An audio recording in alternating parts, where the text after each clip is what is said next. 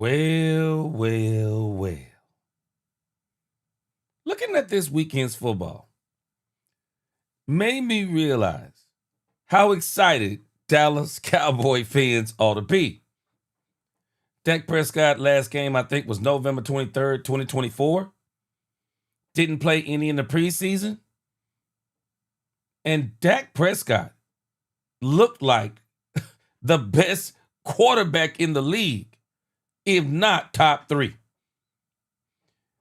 And so with everything that transpired, and we're going to talk a little bit more about Thursday night,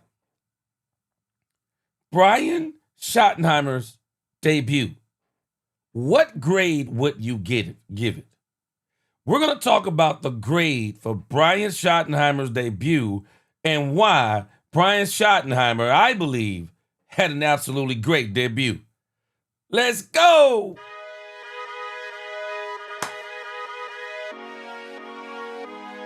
Let's go!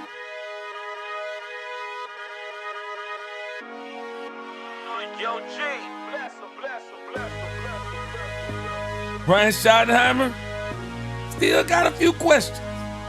But for the most part, Brian Schottenheimer, I'm rolling with you. Let's go! Welcome, Cowboy fans and Cowboy haters alike. I'm the G, and I'm the host of Let's Talk Cowboys, where we talk facts. And if you like this live stream, please, as you come in, hit that like button, subscribe, share, so other people can know about this channel. And if you haven't become a channel member subscriber yet, please do. We have a lot of great things coming up in the future and this season. Let's go! And if you didn't know it, yes, we are live. It is time to talk about them Cowboys once again. Got a great show planned for us today. So, we're going to deal with Schotty's presser over on DallasCowboys.com. Always very interested to hear what Schotty has to say. And this is actually his first press conference after a football game. Well, second one or so, counting, I guess, Thursday night. So, but this will be his first Monday presser after a game. So very excited to hear that. Also, it is time to start hearing Stephen and Jerry Jones on 105.3 The Fan. It's going to be a very interesting season. So we get to hear Stephen Jones for the first time this year after the Cowboys game. Then we're going to check out 105.3 The Fan. We're going to listen to Bobby Belt, give a recap about the Cowboys. We're going to listen to 105.3, talk about Schotty's debut. Then I want to talk about the NFC East power rankings based on what I saw this past Sunday. Want to talk about the box score between the Commanders and the Giants. And then we're going to start talking about the Giants as we get ready to play them on Sunday. So, today's topic, Schotty's presser, Stephen Jones, Bobby Belt, 105.3 The Fans, Schotty's debut, NFC East power rankings, and we're going to start talking about the Giants. Let's go!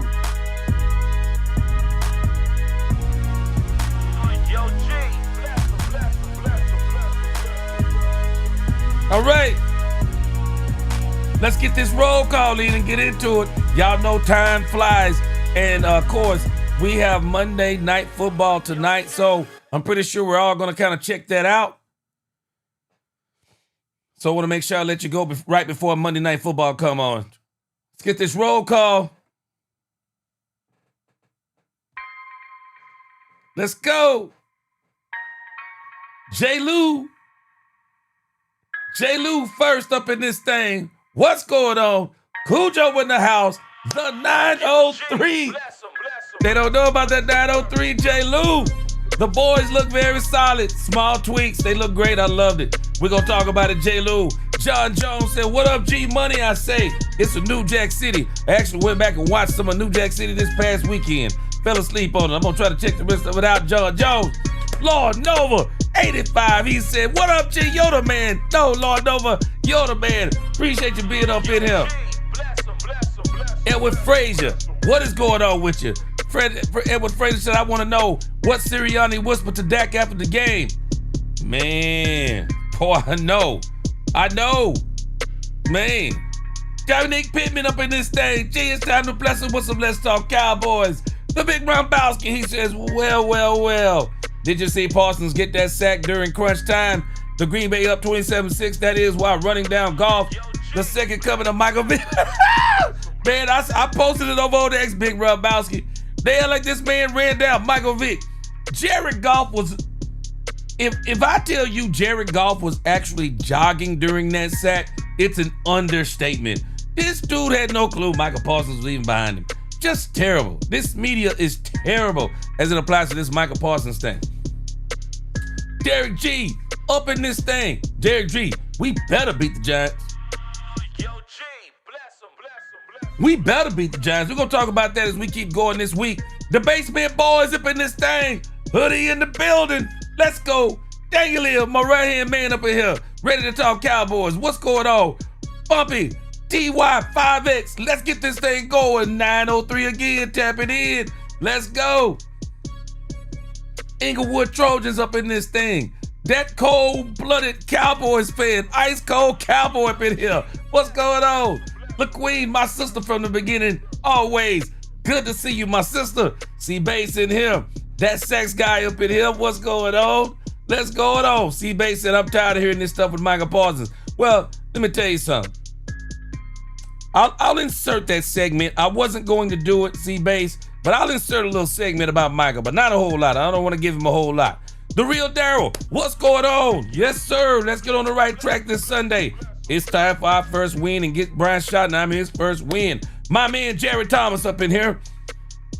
Dak outplayed Hurts by far. The secondary shut down Smith and AJ. Saquon Barkley was relatively slowed. We did a ton of things right, but catch the ball. We're on our way and we still have Dak. Jared Thomas. Dak Prescott was the second rated quarterback in the league this week.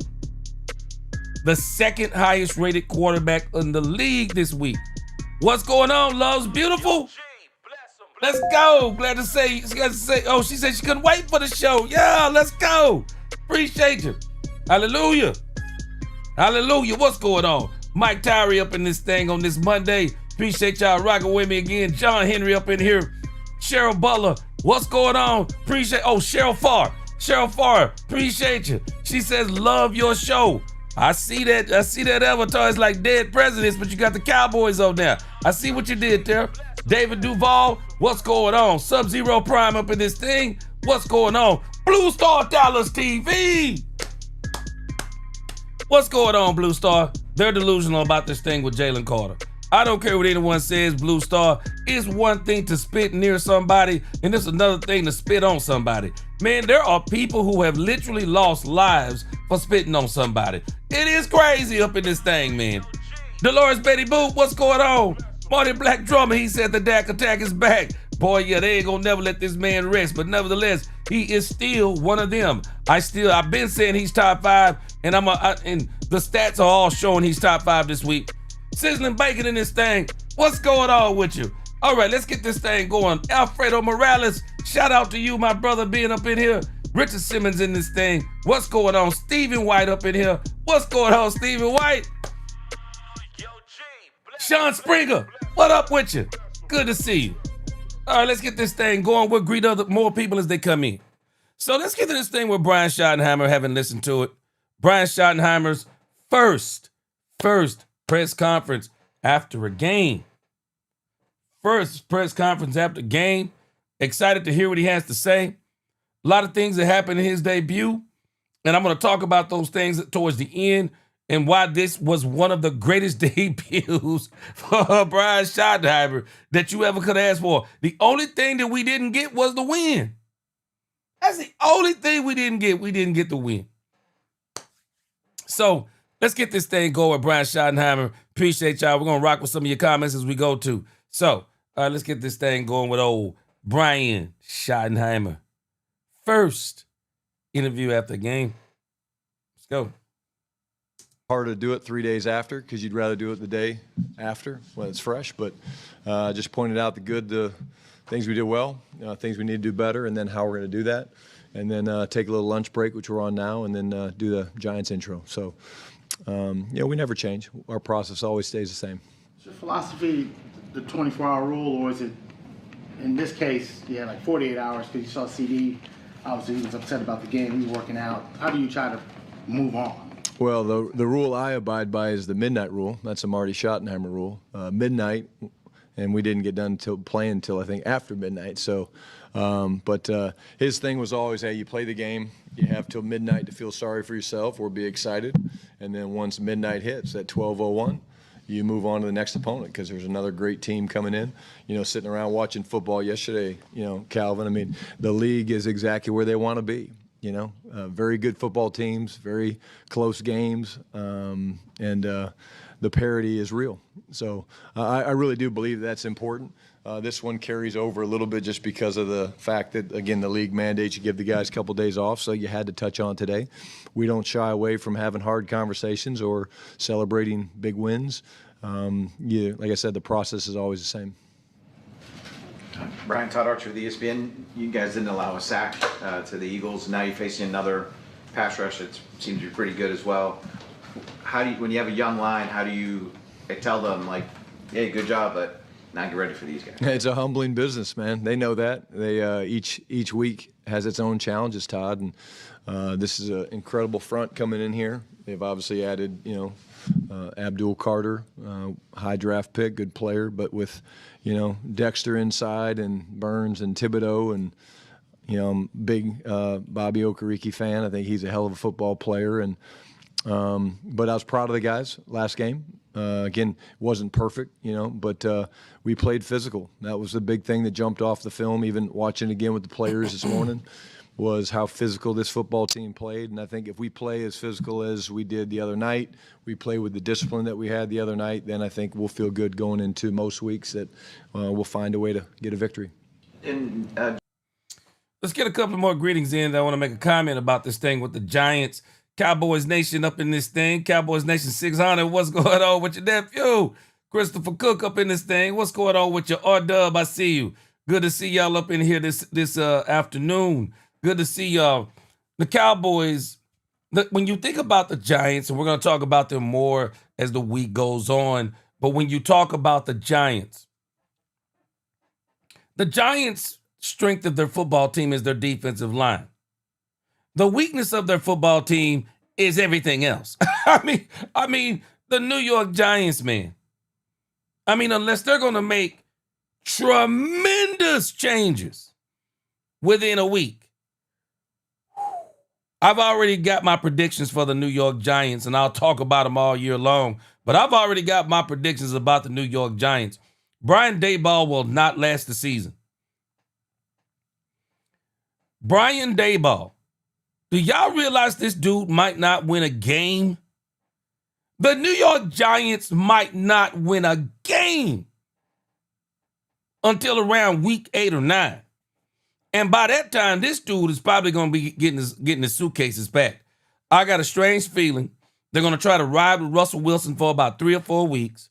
If the Cowboys literally blow them out the doggone stadium come Sunday, Cowboys blow them out the stadium, then the next couple of games after that are going to be tremendously hard too. Jackson Dart will be the starter, I believe, by game 5 or 6. They still are not going to win. And somewhere probably around midseason, man, Daboll will probably be fired. And I'm sorry, if the Giants let him ride it out, it is going to be an atrocity on levels that people don't even understand. I got a strange feeling the Giants will be no more than 3-14 or 4-13. I hate to see Russell Wilson go out like this, man, but it is what it is. When you're a quarterback and you start bouncing around these teams as an older quarterback, man, you have to be very selective. You have to be very selective so that you make sure that you just don't play. I just don't think people should play to play. As an older quarterback, I guess you make up your mind how you want to play. You're either going to be somebody's backup or you're trying to, if you can still play, you try to see if you can find teams that are on the verge or maybe need a quarterback to help them go to a Super Bowl. Maybe you could be a bridge for a couple of years. But I am telling you, Russell Wilson is not a bridge for Jackson Dart. He is not a bridge. I mean, it is over. This dude is over, man. the kind of help that Russell Wilson needs around him right now to win, the Giants are 2 or 3 seasons away from getting it. I'm telling you, it's terrible. And so, but the thing we're gonna have to be careful with the Giants, we'll talk about this as we go on during the week. The thing we are gonna have to be careful with the Giants is that them boys got a defensive line. Them boys got a defensive line, but once you can handle up on it, it is what it is after that. It is what it is. It's a long day for them once you figure out how to handle up on that line. Again, what's going on? Got some people coming up in here. Lil D Texas up in this thing. What's going on with you? Justin Durham, I appreciate you. What's going on? P Styles up in this thing. Poopy D up in this thing. Got my back now. I know I'm going to be the clown on here all day. Poopy D done stepped up in this thing in the chat. What's going on with you, Poopy D? All right. Good to see everybody. Let's get back to Brian Shaw now. Javonte, was that the touches that you want, like ultimately you'd like to see from him on a week-to-week basis, or is that something you think might rotate? No, I think Javonte's kind of he's clearly the starter right now. But again, we didn't have many attempts at the plate. I wish we could have gotten a few more attempts at the plate, and defense gave us a chance there late to put the game away with a win and victory with a touchdown. We didn't do that, but I thought overall Javonte played the game the right way, man. If you watch him, he showed how physical he is as a runner, but also without the ball. We ran a little speed sweep. I think it was the second play of the game where he comes out and he's blocking Cooper DeJean, and then there's a chip on a 2 technique earlier in the game or at some point in the game. And I'm excited for Javonte and what he brings to our offense. John Michelle. Okay, let's talk about Javonte Williams. I talked about this on Thursday night, I think after the game. Talked about it Friday. But let's talk about Javonte Williams. We don't even know at this point if Javonte Williams is the best running back on the team. And I know there's a rally cry out there right now, and I can understand why that rally cry is out there. There's a rally cry starting to grow about the Cowboys going and getting another running back. Not necessarily opposed to it, just not ready for it now. I think where the Cowboys are, we know what Javonte Williams is. Javonte Williams, good running back. Javonte Williams, good runner. But the thing I noticed immediately about Javonte Williams, and maybe we'll see something in the second, third game. Javonte Williams got a lot of power. He's a very physical back, but he doesn't got that pop. He doesn't have that pop that you're looking for, because there were a couple of runs even by Javonte Williams. And I think what we're going to do is we're going to go back. I've been trying to but just get familiar with the All-22 on NFL.com. And I think what we're going to do this week is we're going to go through and watch some of these players in particular on NFL 22, All-22. Javonte Williams had a couple of runs that if he had that pop, he pops those runs. He probably all out pops those runs. But he don't have that pop. It's not that he can't get you yards, because he can. He's kind of like a ball control running back to me. He's going to get you 5. He's going to get you 7. He's going to get you maybe even 11. Now, I'm still contending, because I haven't seen anything yet that has made me say, I still don't understand why we didn't keep Rico Dowdle. Rico Dowdle was the same type of running back. I thought Rico was physical. I thought Rico Dowdle was a hard runner. Now, I think Javonte is better down in the goal line. I think Javonte Williams is better in the red zone than Rico. That's where he beats Rico. But Rico didn't quite have that pop either. But as it applies to Javonte Williams, I can see where the Cowboys like Javonte Williams. I think he's better than solid. I'm not even going to call him solid. He's better than solid. He's good. He just don't have that pop. And maybe, let's see another 2 or 3 games. Does he have pop? But I tell you who the Cowboys do need to move. I'm not going to say they need to cut him.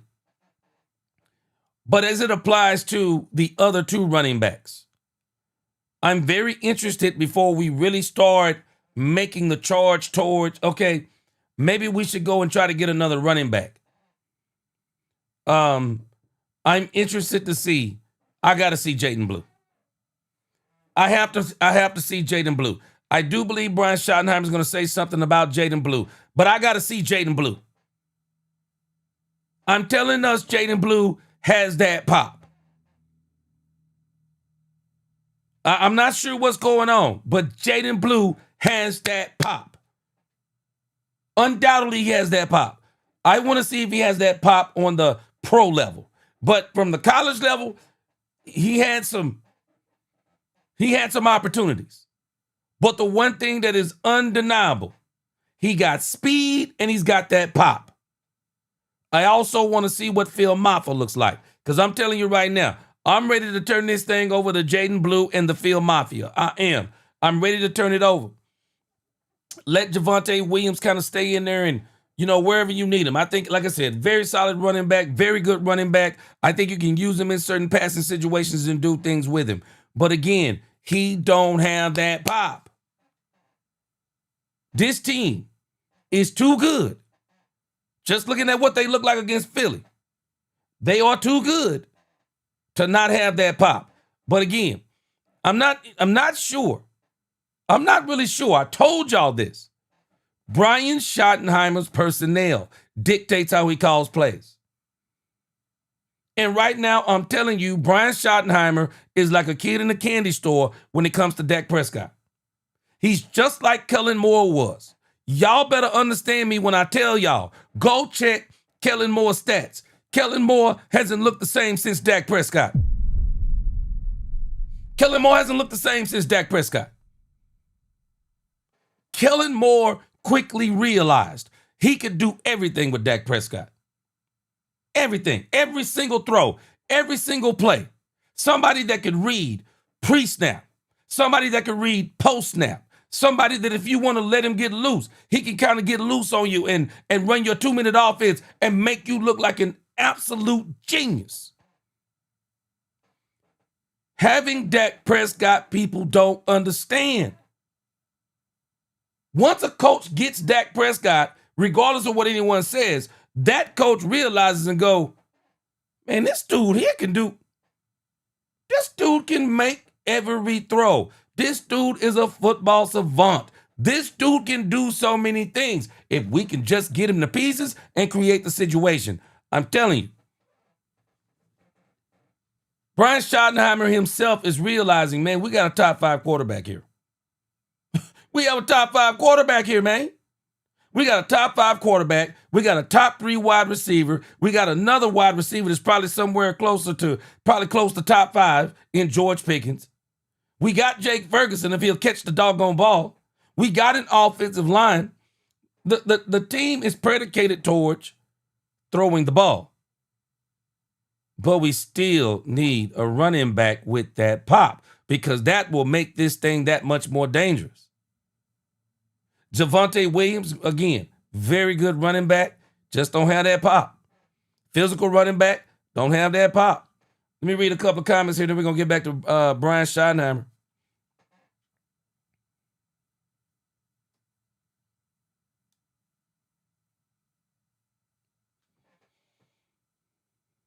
Let me start somewhere up in here. I'm just trying to get a little bit of, let me get about right here. I want to get to my man, Poopy D. Poopy D says, Javonte is powerful and we need them gritty yards. Then throw Blue in for the Lightning. See, Poopy D, Javonte Williams, to me, he solidified himself on this team. This is why I say Javonte can be a part of the plan. We know now Javonte Williams is a very good back, very physical, and better than Rico Dowdle was in the goal line. I agree with you.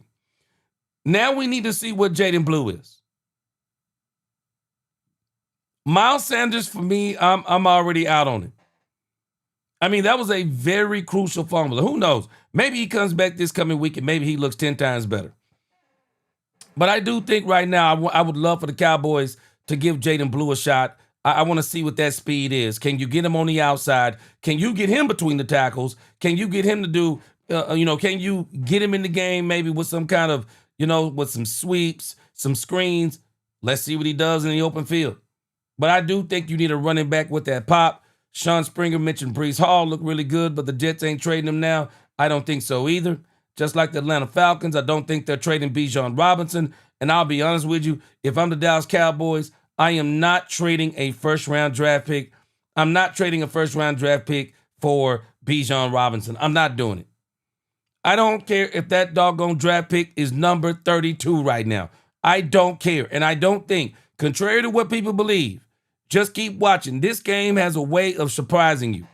You keep on thinking that those doggone Green Bay Packer picks, we keep on thinking those first-round picks are going to be at the bottom of the first round. You keep on playing. We don't know what's going to happen in this league. You mess around and think those picks are going to be at the bottom. You mess around and the Green Bay Packers can finish 10-7. And that thing that you thought was at the bottom winds up being in the middle. Shoot, man, if you can get that pick somewhere between 19 and 25, hey, man, no, you hold on to that pick because you may very well be in these next two drafts that are going to be way better than this past draft. The Cowboys will easily be able to go in this draft and get themselves a running back in the first round if they want him.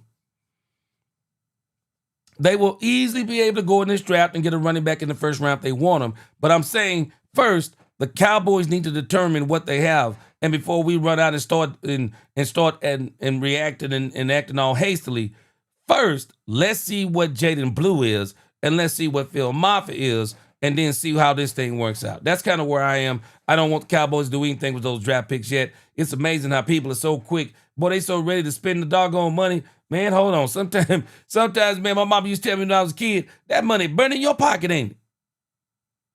I would get my allowance, my mom, but you can't wait to get to the store, can you? Money burning pockets. No, don't. Hey, chill. It's only week one. Let's see what's going on. Let's get out of the running back some time, and then I think we can start evaluating kind of where we are. C-Bay said, man, I'd put Deuce in those catch out the back type runs or swing toss screen run plays. I'd put Deuce at returns too. Yeah, and that was a problem though. The Cowboys just didn't know how to use the Deuce. Just didn't know how to use him, and I think they thought he was too small. Tell you what, the Denver Broncos got him now. I'm very interested to see what Sean Payton does with him. Because I already said before, I think he goes somewhere else and be a superstar. The real Daryl said Rico would not have gotten caught by that linebacker nor fumble the football. Yeah. Now don't forget, Rico Dowdle did fumble one too, real Daryl down there on the goal line, and the Cowboys stopped giving him the ball on the goal line too. But again, I'm still I'm kind of like, I think he's better down there at the goal line, but as far as running the ball, I'm not. Hallelujah said he needs a lightning compliment. Yeah, I want to see Jaden Blue. I want to see Jaden Blue. And Miles Sanders, even though he had a great run for 49 yards, very patient run, I don't think he has pop either. We'll see as time goes on. I think the Cowboys, this is kind of where I think some people are kind of having some problems with the Cowboys. Is some of the stuff that Brian Schottenheimer talks about as far as competitiveness. Some of the things that they have done also seem like just calculated decisions no matter what the competition is. Y'all remember what I talked about Joe Milton during the preseason. And so even as it applies to Jaden Blue and other players, it seems like the Cowboys are just kind of sold on certain players and they're actually not competing at all. All right, I appreciate your comments, guys. Let's get some more of this Brian Schottenheimer in. Let's get some more of this. Let me read a couple of more. Brian Worley is up in this thing. Ray Parrish, what's going on with you? Let's see here. Brian Worley, what's going on? Carl Alder with that 72 Chevelle. He said here earlier, they don't think Blue is 100% on playbook, pass rushing, blocking, and special teams, while Flournoy bigger for special teams. Yeah, something's going on there. Something's going on there. Hallelujah.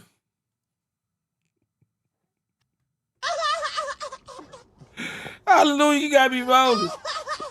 Hallelujah said, I feel better about Sanders fumble. Seeing Derrick Henry fumble last night. Boy, that was a heartbreaker, boy. That was a heartbreaker. Boy.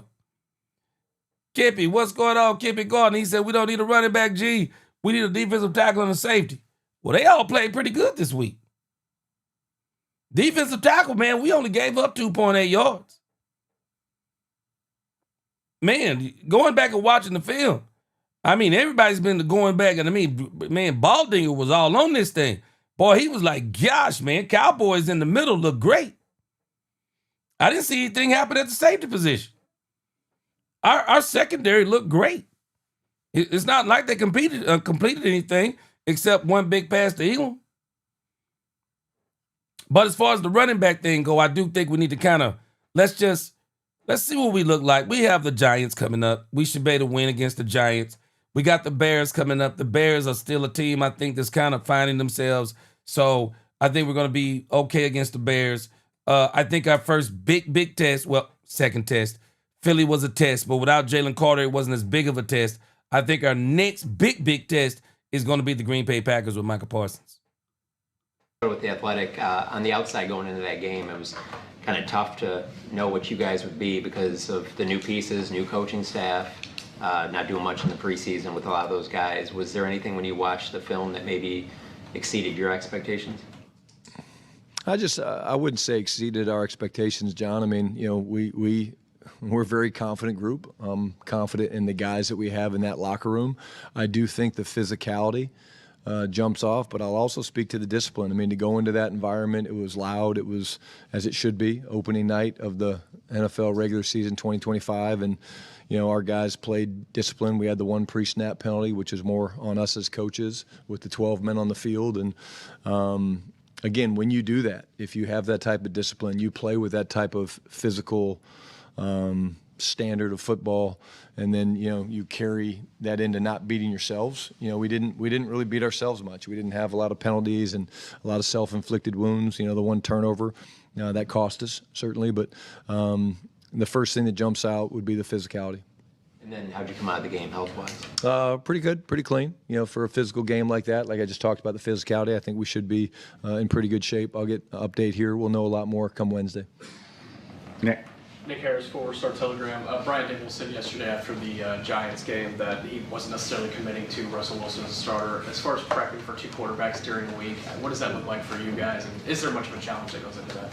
Well, first of all, Dave's a really good friend of mine. We were together with the Jets.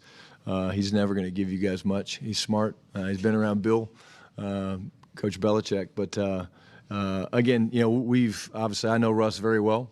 Won a lot of games together in Seattle. Can't wait to see him. And then, of course, there's video of Jackson from college in the preseason. Supposedly played great in the preseason. I didn't see that. So we'll be ready for both of them. But again, we're just starting our prep, and again, we'll see how they play. Supposedly they're going to have a package for Jackson yesterday, anyways. And then with Marshawn Nealon, what's kind of seen or not seen behind the scenes as far as his work ethic goes, or whatever that prepares him for, you know, a situation on Thursday night where he had a good game? Same guy every day, Nick. I mean, literally the same guy every day. The guy that the world saw run around on that football field and play physical and get the sack and chase things down. And he had a great, you know, strip attempt on Saquon that didn't come out. He is the same guy each and every single day, and that consistency I talk about a lot up here, right? The consistency is what jumps off the film, even at someone like myself that's around them every day. And now it's like the league knows. The league knows how talented this young man is, but it's because of his work ethic, his love for the game of football, and he plays the game the right way. And you can't go into that game and not have confidence, knowing that you know, he's a terrific young football player that's only going to continue to ascend. Tommy Arsh, DallasCowboys.com. You talked about with Mozzie, consistency is something you want to see. Some of the other younger guys who are game day inactives, like a Jaden Blue or Shamar James, what do they need to show you during the week to kind of continue to earn your trust and earn the trust of the staff? Well, you kind of answered your own question there, Tommy, because it is consistency. You know, at the end of the day, young players, it hits at different times, you know, and I'll talk about, Jaden.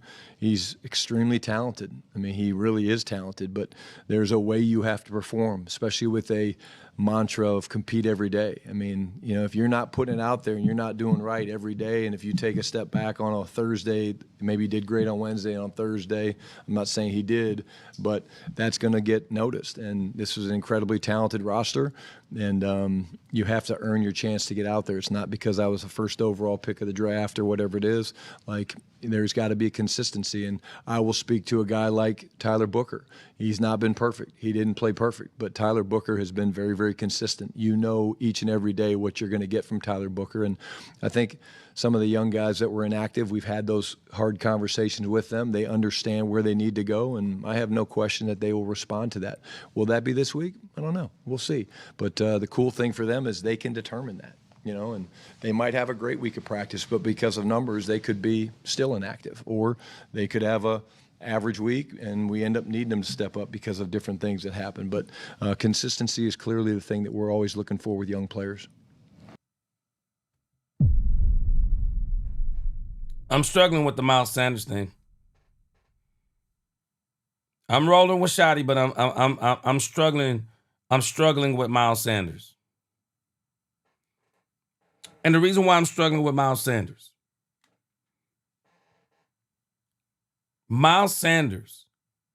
didn't play a significant part of the training camp, didn't play a significant part in the preseason because of injury. But you're telling us that Miles Sanders is the second running back and we saw nothing from him?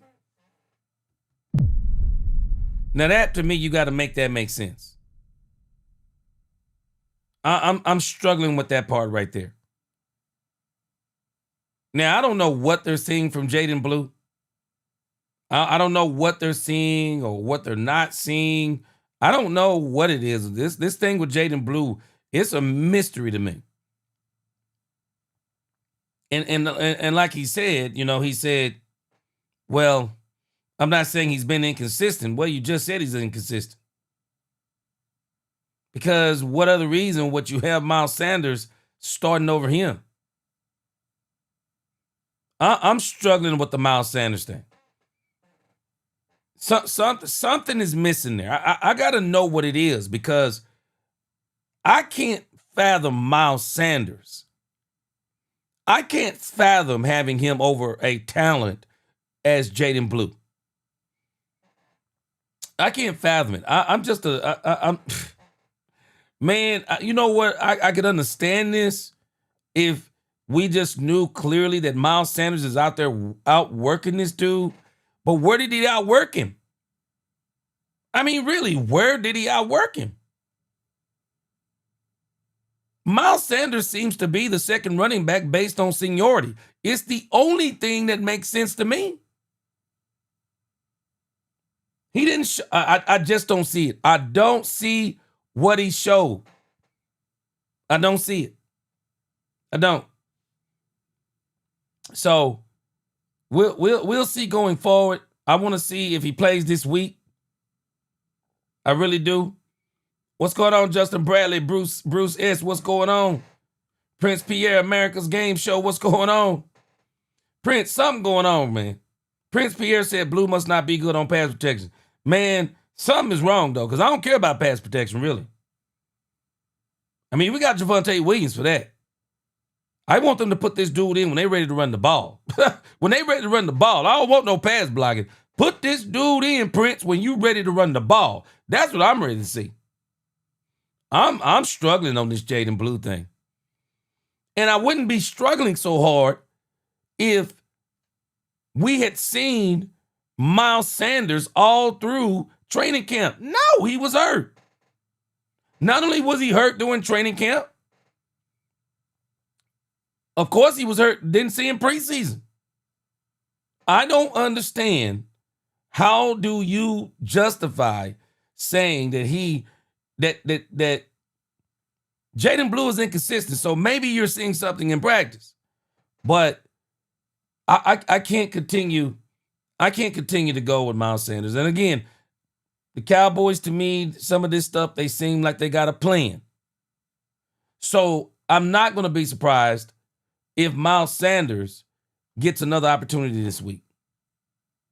Get another opportunity this week, and we might not see Jaden Blue until week 3. But we'll see as the week goes on.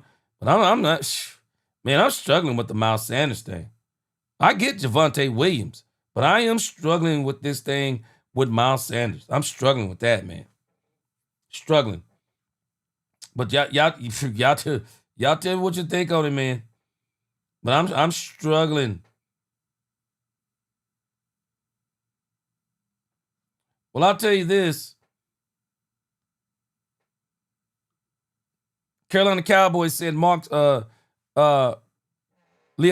only had 6 snaps. That's got to change. Yeah, we talked about that. That's got to change. Shotty's still talking about earning that position. Carolina Cowboy, some of this stuff to me, I talked about it earlier. Some of this stuff seems like more than just earning. Some of this stuff seems like that we've just made a decision and we want to see if we're right on this.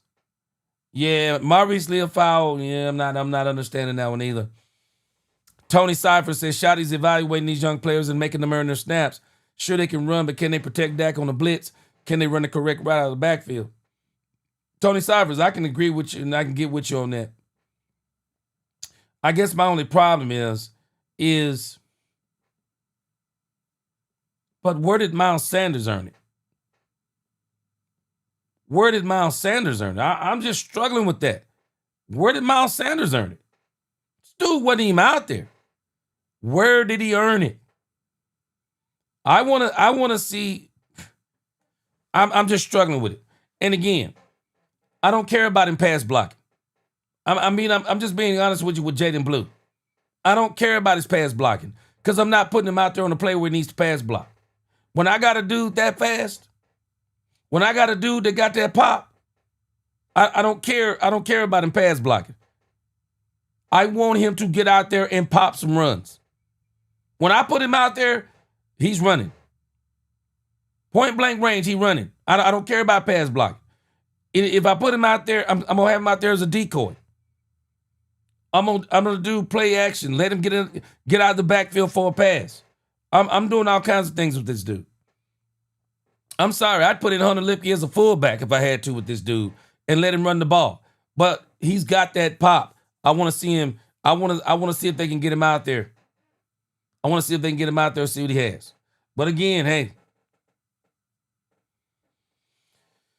they're seeing something. Obviously, they're seeing something. So I just want to see.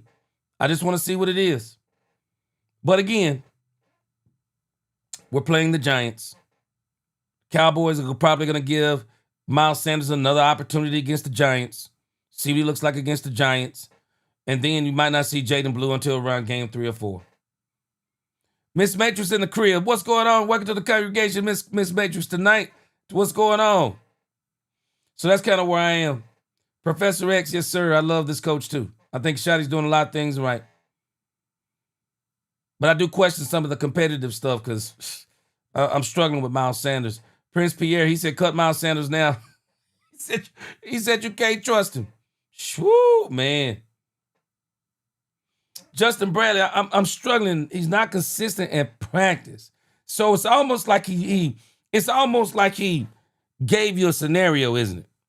It's almost like he said Sanders was good up until Wednesday. Now, I'm going to tell you something that I think could have happened too. When you implement the game plan for the week, and then somebody sees maybe where they're not as involved, and then they come out on that Wednesday because they're not as involved, they don't practice as hard. Let me give you a prime example. A lot of people have been talking about George Pickens. There's a big conversation going on about George Pickens. I went back today and started looking at some tape. I want to look at some more All-22 on him. But it is obvious by the time the game plan came out that George Pickens was not a big part of the game plan. I think it's blatantly obvious because of the way the game came out for George Pickens. And some of the plays where George Pickens is not targeted. Some of those plays, and people are saying some of those plays, even some of the stuff with CeeDee Lamb, some people are saying some of the plays are a result of George Pickens not running the routes hard, not selling the routes, not being the decoy the Cowboys want him to be, lollygagging on routes because he knows he's not the primary receiver on those routes. I wonder if Jaden Blue gets that game plan, figures out he's not going to be a major part of the game plan, that Javonte Williams, of course, is the starter. So that doesn't leave a lot of room. Doesn't leave a lot of room for the second running back. So I just wonder, is it when he saw the game plan? We're talking about young players. And then again, and then even with George Pickens, I mean, people want to get, they want to get their opportunities. We got to understand something about George Pickens, like it, love it, or hate it. Man, George Pickens is in a crunch right now. Dude's in a contract year. George Pickens wants to be a 1,000-yard receiver this year. He wants no less than 8 tubs. George Pickens wants big-time numbers so that when it comes time to discuss his contract, he's going to get paid. But if he's not going to get the ball a lot, we got to be careful with Pickens too, because we're probably going to see some of that stuff from Pickens. But again, I would really like to see, because it's almost like Brian explained the situation. He looked good up until what? The day before the game? Because that seemed the situation he explained. I'd love to know what it is. And again, I'd love to hear him explain the thing with Maurice Leofow. Explain that one. Explain that one. This dude is out there headhunting, and he's not even starting, or only got 6 snaps. Just saying. Scott Dixon with the AP. I asked you last week a little bit about third QBs. I had one follow-up. Now that you've played a game without the emergency QB, and you've indicated that you have emergency QB plans if you don't want to share, do you think the league still needs that third QB provision on game day, or is that maybe an overreaction to that playoff game? Yeah, probably. Again, I go back and forth. I literally, you asked the question, so my mind is processing. It'd be great to be able to have 3 guys active just in case. But they certainly, have done the studies and know kind of what they're looking for. But, last year we obviously with Trey Lance, we carried the 3, and there's limitations of when they can go in and when they go in, how it looks. But we're all dealt with the same cards, and you decide how you want to use your roster. And again, to steal a line from Tom Moore, I remember when I was in New York, he came and was a consultant with us, and he always talked about Peyton Manning. And he said, you see number 18 in there? And I was like, yeah, we were watching some Colts film. And he's like, well, if he's not in there, we're basically effed. And I would do Tom's voice, but it was just great. And I was just kind of like, interesting comment. But, look, at the end of the day, this is a quarterback-driven business, man. And so the biggest thing for me is that you should always be trying to develop your quarterbacks. And if you're forced to play your 3rd or your 4th quarterback, it could be a tough road. Kill. Joe Hoyt, Dallas Morning News. One more question about Marshawn Nealon. Obviously, Marcus Lawrence was going to be a pending free agent. This guy used a 2nd-round pick on. What did you see from Marshawn Nealon kind of last year, learning from DeMarcus Lawrence to potentially kind of take over that role like he is this year? Yeah, number one, Marshawn is a sponge, and he learns from everybody. But I think D-Law did a great job really leaning into him last year. And, they are very similar. The play style, the aggressiveness, the violence in their hands, and the instincts that they play on. Again, and I think that's what we're trying to build, and I think meaning when practice ends today, I hope there's a handful of our veterans, there normally is, that stay out there with a young guy or 2 to lean into them. Not just because we want you guys to see it on camera, it's because it's going to help us. Is it going to help us this week? I don't know.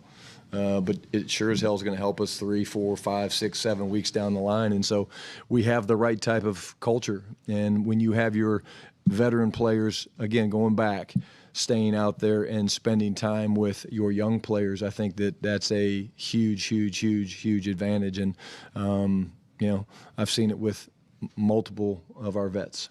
Dak obviously prioritized. Let me tell y'all something. Marshawn Nealon looked incredible. Marshawn Nealon looked incredible. He looked great on Thursday night. Marshawn Nealon, as a matter of fact, Solomon Thomas also. Man, them boys look great, but Nealon looked great. And I'd already said he was the DeMarcus Lawrence replacement. And again, and that's kind of what they're referring to. He is the DeMarcus Lawrence replacement. But boy, he looked great, great on Thursday night. My man Bruce S., appreciate that super chat.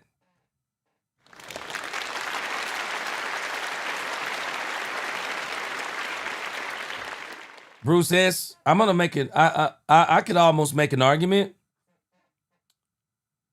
George Pickens may have some of the strongest hands in the league. I think George Pickens may have better hands than CeeDee Lamb. I'm thinking that his hands are bigger, and this dude has a kung fu grip. I think George Pickens has better hands than CeeDee Lamb, or maybe, I don't know, maybe a stronger grip.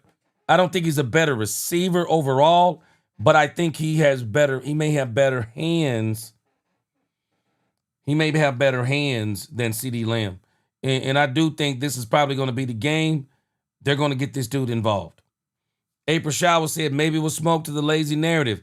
April Showers, I thought back to the same thing. April Showers. I said, wait a minute now. Somebody said this dude was lazy, and now we're getting this stuff with Brian talking about consistency. Man, Newhouse fam, what's going on? Timothy Govan up in here, what's going on? I agree, Timothy Govan, he must be on the field. That's where I am. I don't care about his blocking right now. I just want the dude on the field running the ball. Mason Barley says Sanders got an offshore bank account. I bet my life on it. Man, I said the same thing on Thursday and Friday. We need to check to see if this dude has an offshore account. Devin Stevens said he was Eagles. He was working for Philadelphia. Man, it was a terrible fumble. But if Jake Ferguson catches that pass in the end zone from Dak Prescott, it's a touchdown. We don't even have to worry about it. Davion Wallace, what up? He said they gave Miles a shot at payback since he played for Philly. That's what I said too. This week will tell us more if Blue can still be active. Yeah, I think they let him. I think they wanted to let him grind that action. He wound up fumbling. Kevin Porter said he don't want to see Miles Sanders ever again this season. Man, you know what? I was actually surprised that both Miles and Sanders made the team. So maybe the Cowboys didn't think Jaden Blue was ready. But I'm with you. I'm ready to see Jaden Blue. It's obvious the Cowboys aren't going to pay. It's not like they're going to run 35, 40 times a game at this point. Man, I would rather see Jaden Blue out there, getting him involved in some of the big plays and letting him use that speed. Using his legs this offseason, mobility, kind of trying to train that up again. You guys didn't allow a sack, but there were pressures. How much of that is a testament to what Dak was able to do from his mobility standpoint, and what did you see from that work in the offseason kind of translating? Well, number one, he looks great.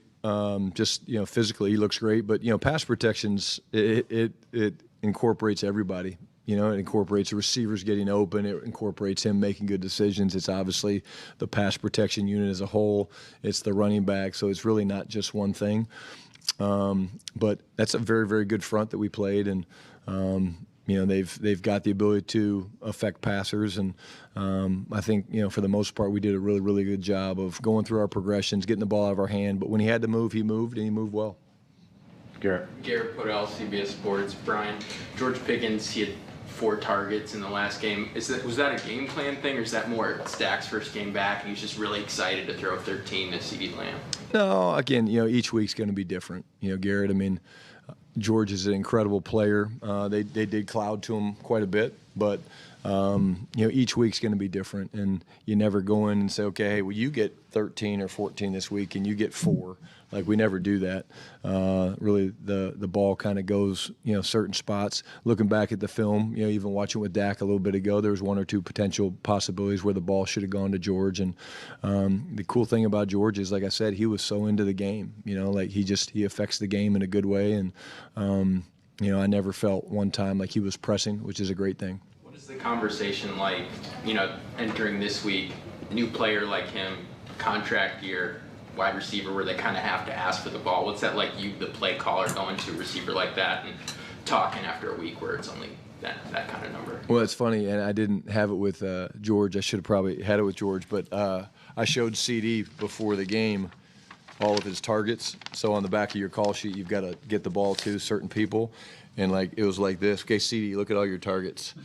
And then literally George's was right below him. I was like, okay, then look at all of George's targets. So it's like, obviously the way we're designing the game plan is to feature your playmakers. And it's very evident that those 2 guys are elite players. I think that's why Vic and those guys played us the way they did. That's why I think the running game is so important, because I think we're going to see quite a bit of split safety or shell coverage, because they're going to respect our guys on the outside, because if you play them one-on-one, the defense is at a disadvantage. So, again, it's more of them just knowing, hey, we see you. We know you're a great player. We're going to try to get you the ball as much as possible. But like I've always said, there's only one ball to go around. And a lot of it is, again, the 2 of them have such a great relationship that George was happy for CD with his production. And guess what? This week when it flips, CD will be happy for George, and vice versa. Okay, so he just kind of said something there at the end. He said when it flips this week, CD will be happy for George. But I don't think this is the way you should be using these 2 receivers. I think the mistake they made with George Pickens is they didn't go in. They didn't go into the game saying, CeeDee Lamb, 10 touches, 15, okay. But George Pickens, no matter what, George Pickens is going to get 8 to 10 targets. You have to go in the game saying that. And, Brian may not be telling us everything. You have to go in the game saying this with George Pickens. You have to. Every single game plan. You really do need to be sitting down saying, this is how many we're going to get these 2 players. And the reason why I'm saying that is this. The one thing they showed us during training camp is that they fed off of one another. They fed on one another. I think when you're playing with these 2 players, you almost got to be conscious in your play calling to say, this play to CD, next play to Pickens, this play to Pickens, next play to CD. I think you have to be that intentional with these 2 guys. You have to be that intentional. And also as it applies to George Pickens.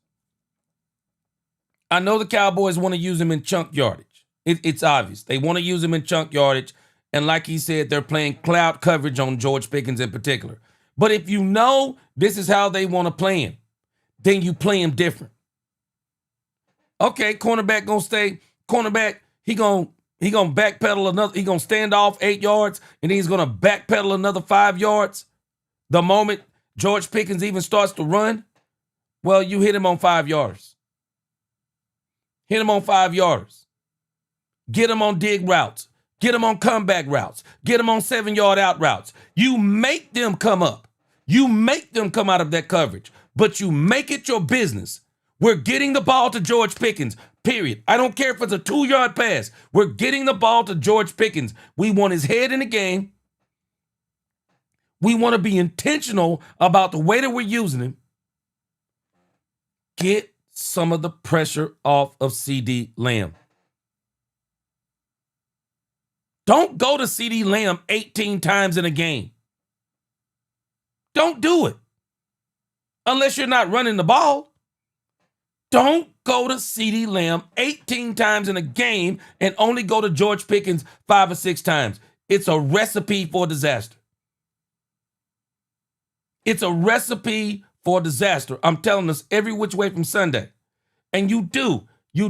And Brian may not be telling us everything, and I can respect that. He's not telling us everything. No, you have to go insane. These are Pickens plays. These plays right here are George Pickens. George, we got 10 plays for you today. 10. 10 we got for you. And wherever else we find you, if you're the second or the third read.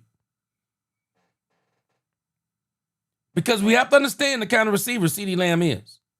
If you're making CeeDee Lamb the primary target of a play, you don't think he can get open? Yeah, he's getting open. CeeDee Lamb is getting open. If George is your second read, you might not be going back to George. Because CeeDee Lamb is going to get open. Not only is CeeDee going to get open, if CeeDee is your first read in that play, Dak Prescott is in a different place in his mind right now. Dak is in a different place in his mind. If the primary target is CD, Dak can throw and put the ball in places that where if it's another quarterback, it's like, well, that player isn't open. But with Dak Prescott, it's not about the player being open anymore. If anybody's noticed it, Dak Prescott throws. Man, that throw he made to CeeDee Lamb down that right sideline was insane. The throws that CeeDee Lamb didn't catch, those throws are insane. The throw that Jake Ferguson didn't catch, that throw was insane.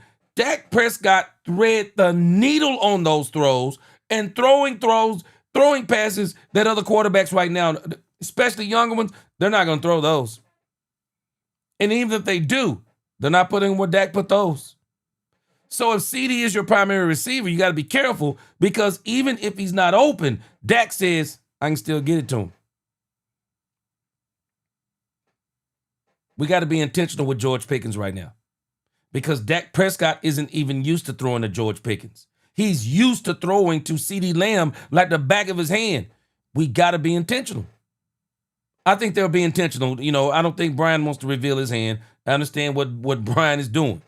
Brian don't want to play his hand and say, yeah, we're going to come out and we're going to be intentional on throwing to George Pickens. But I got a strange feeling.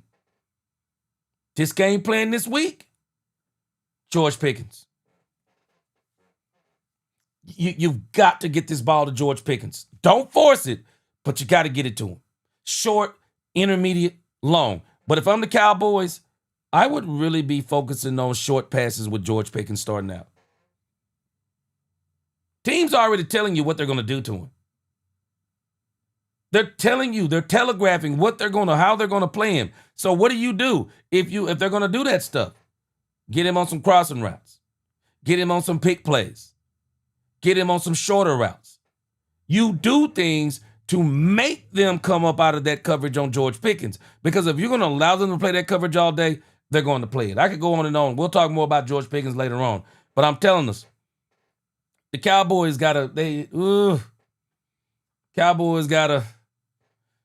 really, really, really have to be intentional with George Pickens.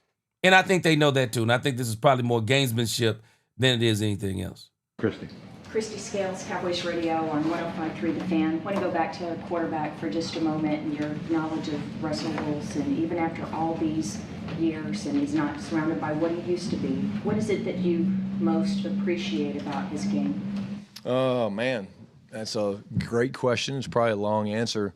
One of the greatest deep ball throwers I've ever been around, Christy. This guy's ability to just drop the ball in the bucket and put the perfect amount of air to the receiver that it was intended to. What do I mean by that? Like Tyler Lockett was a 4.25 guy, probably still runs pretty damn fast. So he would put a little bit more air up underneath it and let Tyler go track it, whereas DK, he would throw it a little bit flatter, but it didn't matter who he was throwing it to. He just was probably one of the best deep ball throwers I've ever been around. The ability to extend plays when I was with him was incredible. He just was a great improviser, and that's what our game's become. I mean, our game is, sitting around, watching the games last night, watching Lamar and Josh play, man. It's like if you can't move around and make plays in this league, You know, it's you're outgunned a little bit. So those are the first two things that pop out. Excited to see Russ. I'm actually mad. I got to reach out to him because Tad over here, my man Tad, he's got on more. So Russ has a shoe brand called Good Man. It's a clothing line, and Tad's got like 9 pair. Show them off, Tad. So Russ, if you see this, I'm losing to Tad. So please send some Good Man shoes. I'm happy to pay, but it'll be great to see him. Seriously, he has like 6 pairs. I'm getting pissed off. Seriously, Russ, I'm getting pissed off. Yeah, I am getting pissed off. And he brags about it he's like, hey, see, check them out. I'm like, yeah. There's a couple more, Russ. Yeah, no. Yeah. You know, though, guys, I'm going to tell you something about something he said as I read some of your comments.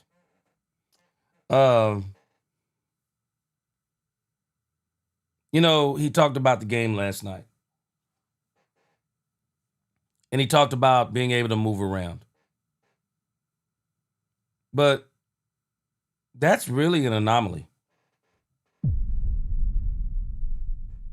I mean, we can say anything we want to say about mobile running quarterbacks. I think it's very exciting. It's not winning Super Bowls. It's not winning Super Bowls. The track record remains the same. Every single year, we bring in one of these mobile quarterbacks, and they run all over teams. You know what the problem is? That's easier in the regular season than it is in the playoffs. It's way easier. That stuff don't work, man. That stuff don't work when you get down there, when you get to playing teams that are got show enough defenses. Don't work. Don't work. Cowboys, I think one of the mistakes I thought the Cowboys made this week, but it was their first game. I couldn't figure out why didn't they spy out? Why didn't they put a spy on Jalen Hurts? I didn't understand that. And I think one of the reasons why they didn't, they wanted to play with that base defense of Sanborn, Miles Sanders. You know, they wanted to play with I'm not Miles Sanders, Sanborn, Murray Jr. They kind of wanted to play with that base defense. When I think the reality is you should have had your fastest linebacker, or who I believe to be their quickest and fastest linebacker, Maurice Leal-Fowl. This should have been his game. Leal-Fowl, you have one job. One job. Jalen Hurts. We don't want you biting on no play actions. We don't want you playing the run first. We want you, wherever Jalen Hurts is, that's where we want your eyes, Maurice Leal-Fowl. Don't understand why they didn't spy him out. Because typically those types of quarterbacks, if they're those types, well, keep them throwing the ball then. I don't care what anyone says. I want Josh Allen throwing it 30 and 40 times. I want him to. He's a turnover machine. Last year was the first year he wasn't. I want Lamar Jackson throwing 30 or 40 times. Trust me, I do. I guarantee you I'll beat them easier if he's throwing the ball 35, 40 times than I will if he's running all over the place like a John Madden football game. But even then, we'll probably still beat him because even with that style of play, he hasn't proven that they could get past, that they can get to the AFC Championship game, get to the Super Bowl. I'm telling you, man, Super Bowls are actually being won more times than not by quarterbacks who can stand back there in the pocket. They can move around, but they're not really up the field. You're not really concerned about up the field. You're more concerned about can they move around in the pocket. Dak Prescott is very clever in the pocket. Don't need Dak Prescott running around trying to make plays with his legs. I'm not listening to Brian Schottenheimer on that. If you can't make plays, if your quarterback can't run around, man, we got to stop trying to focus on this John Madden football style of quarterback play. It's not winning the Super Bowls. We're always looking for the sexy stuff. Watching Lamar Jackson and those guys play, yeah, it's all good. But it's not yet reaping. It's not reaping the results that people want. It's not reaping the results. But again, I love the way the Cowboys are playing and everything we're doing. We just need a better run game. We don't need our quarterback running. We need a better run game. That's where I am. Little D Texas, this hit me in the back of my mind too. Dez Bryant tells this story about when it was a contract year and how the Cowboys were keeping the ball away from him. And I'm just like, I'm trying to push the conspiracy theory stuff out of my mind. But Lil D Texas said, hope Jerry not playing politics again, not getting Pickens the ball. Pickens needs to play like he getting the ball every down. Man, they need to get this dude involved. Make him a part of the game plan. Sean Springer said he's giving the game plan to the Giants. I think I think this is where he's probably playing some possum, because I do believe they're going to come out the next game and they're going to make it intent. My man Daniel M, because he said earlier, Daniel M mentioned that if Jaden Blue is inconsistent, then why let him make the 53-man roster? Very powerful statement, Daniel M. And Daniel M makes another statement that's powerful. Why spend a third-round pick and more for a wide receiver that you won't even use? Now, it's only game one. It's only game one. But they got to get this guy going. George Pickens is not a rookie. They have to get this guy going. No, this dude is on contract year. It's time to get him going now. David J up in this thing. What's going on? David J. Patrick Mahomes. Patrick Mahomes is a prime example. He said running around. You know, he's talking about, you know, if you don't have a quarterback that can run and make plays with his legs. Up the field. Patrick Mahomes. David J, I've already talked about this before. I've ranked running quote-unquote quarterbacks. Ranked them. Patrick Mahomes is not a running quarterback. Patrick Mahomes is a smart running quarterback. There's a difference. Patrick Mahomes is the smartest running quarterback in the league. He's the smartest running quarterback. He's not really a running quarterback. But when he does run, he runs very smart. He knows where to run most of the time. He knows where to run. He looks for those defensive backs with their back turned. He looks for the spaces to where there's clear spaces. You're not running quarterback sweeps with Patrick Mahomes. You're not doing it. You're not running read options with a Patrick Mahomes. You're not doing it. When a play breaks down, you let Patrick Mahomes, you trust him to run smart, but you're not doing design runs. Lamar Jackson and Josh Allen are designed run quarterbacks. They're designed run quarterbacks. And the problem with them is, for as good as they are running the ball, it has not garnered Super Bowls. It hasn't reaped the benefit of it. Because those types of quarterbacks, where you beat those quarterbacks, is when you put spies on them and when you stop them from running the ball. Josh Allen think he has the best arm in the league. Josh Allen will try to put balls, he'll try to throw footballs in some of the tightest windows because he thinks he's got a cannon for an arm. Lamar Jackson, I'm just saying, it's simple for me. Let him throw the ball 40 times. Let him throw it 40 times. If you can make him throw it 40 times, make him throw it 40 times. I promise you. He'll make a crucial throw. He'll make a throw, and he'll make a crucial mistake on it. I guarantee you he'll make a crucial mistake. It is what it is with him. I'd rather... They're easier. They're easier to face if you can stop them from running. Patrick Mahomes, stopping him from running is not your aim. And that's what makes him dangerous. Stopping him from running is not your aim. That's what makes him dangerous. Running for Josh Allen and Lamar Jackson is what makes them dangerous. Now, me, those type of quarterbacks, they're exciting. Those are not my type of quarterbacks. That's not my type of quarterback. Maybe that's just not my type of quarterback. Even Michael Vick, who I believe is probably one of the most talented quarterbacks we've ever seen in our life, he didn't garner any championships. He was exciting to watch play. You got the ooh-wees, he almost. Almost ain't good enough. Pocket quarterbacks, the way you destroy teams is through the air. That's how you destroy teams. That's how you destroy them. Because I'll tell you right now, Jalen Hurts wouldn't even be as effective. He wouldn't be as effective if it wasn't for Jalen Hurts.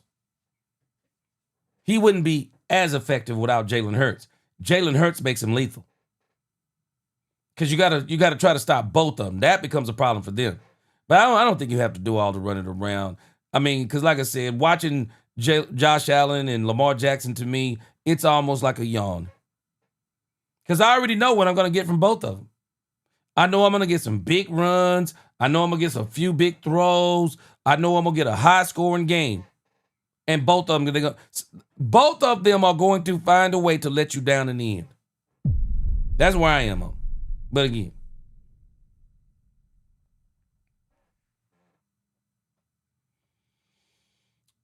I like some of the comments y'all are making about the CeeDee Lamb thing. And again, I'm telling us, they have got to be intentional with George Pickens.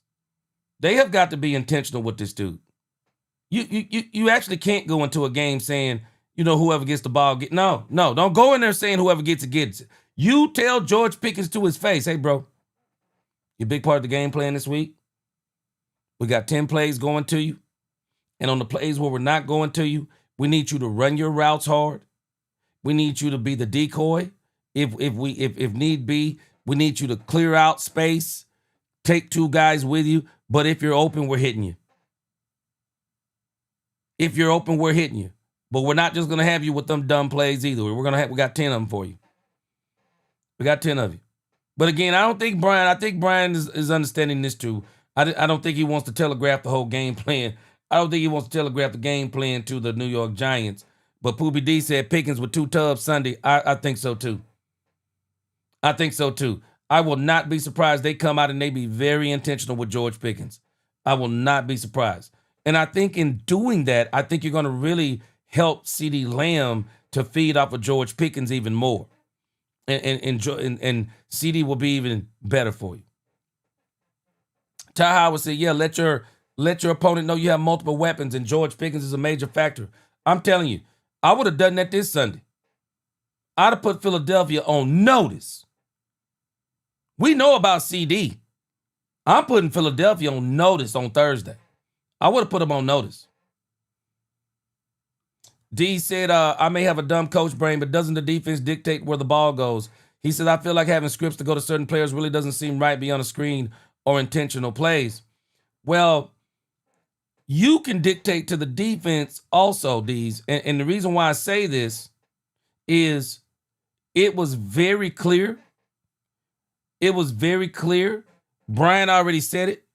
The coverage was going to be cloud coverage on George Pickens. So then my question becomes, D's, so if the coverage is going to be cloud coverage, so do you continue to run into the coverage, or do you make the coverage change? Rather than you running what they know you're going to run, because that's why they ran that coverage, rather than you running what they know you're going to run, then what should you do? Maybe you are smart enough to say, oh, okay, I see what they're doing. They're going to run cloud coverage all day. Well, George Pickens is a more versatile wide receiver than that. We don't have to just get him to run into the coverage. No. How about we do some 7 yards? Do some short stuff, 5, 7. We make these defensive backs come up. If they're going to give him all that space, take that space. Eat it up. Eat that space up. Throw it out there to George Pickens on a 5-yarder, 7-yarder. Make that cornerback come up and make tackles. See if George Pickens can make it miss. And I think George Pickens has that ability. You have to make the defense do things. The defense is not, it's not for the defense to make you do anything. And a lot of these very good coaches, they script their first 20 plays. They may script their first 25 plays. Well, inside of that script, you script who those plays are going to. Yeah, George Pickens needs scripted plays. Because I can tell you this, some of those plays to CeeDee Lamb, they were scripted. They were very intentional. He's the first read on those plays, and that's why those throws are going to him. They have got to, they got to come out with some plays to say the primary wide receiver on this play, George Pickens. They have to, because I'm telling you, if they don't, it's going to be, it's going to be tough for him. Because George Pickens is not going to, this dude is not going to be out there. This dude is not going to be out there just being a decoy for you. He's just not going to do it. Let me show you something here. I've been looking at all 22 today, D's. Let me show you what I'm talking about.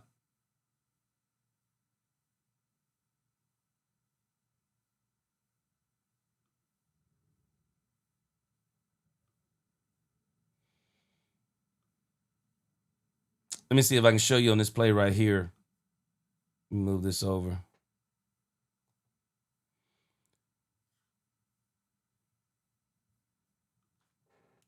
All right, let me see if I can show you something just on a couple of these plays. I've already been looking at George Pickens. Hopefully we don't get copyright struck on these. Let's see what we can do here.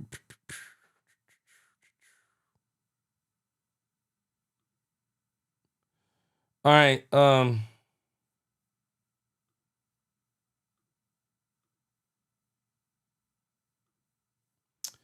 All right, so let's look at this play over here. I've already been kind of looking at this, D's.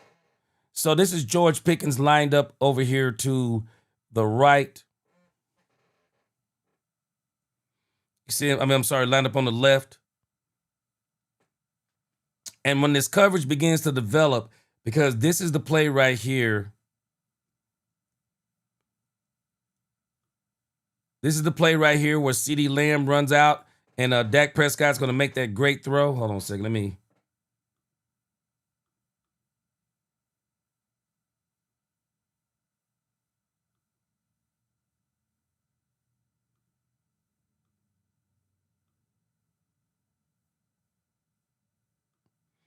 Let's see if we can get something you can see a little bit better here. So this is the play right here where Dak Prescott throws this incredible throw where you're going to see CeeDee Lamb kind of run out and get that play on the sideline. So when you look at the coverage right here, it's pretty obvious. These two jokers right here, not only are they on George Pickens, but this guy even here, I think this is the guy here is going to help out on George Pickens too. And look at the space. Look at the space right here. So when you set this play in motion, watch how it unfolds.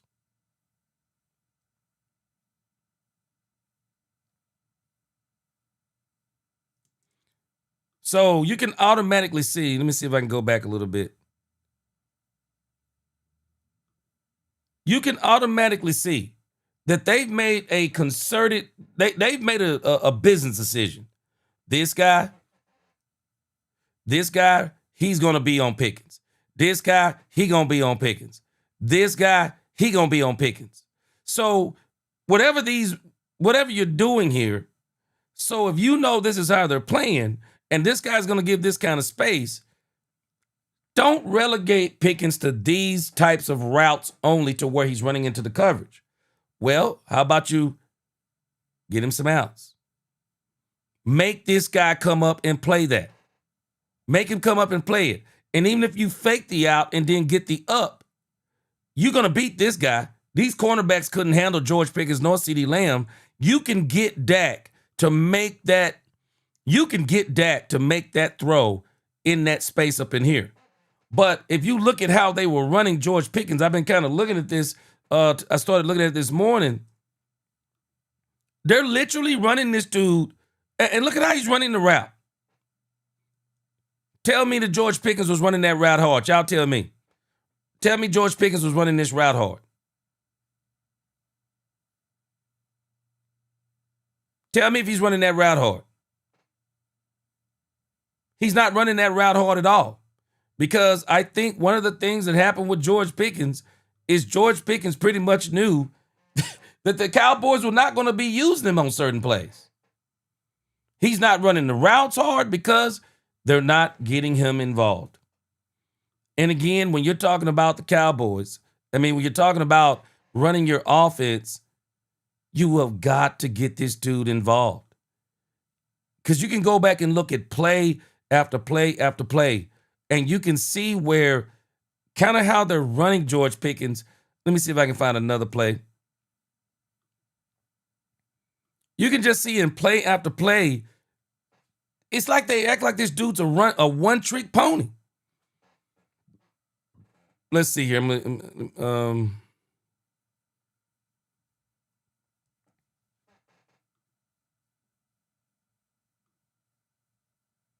Yeah, they're playing him like he's a one-trick pony. And you just got to get him a little bit more involved than what the Cowboys are doing. You could just look on play. Like, let me show you something here. Let me show you a play. A lot of people are talking about this. I've already been looking at it. Let me show you this play right here. I want you to watch George Pickens.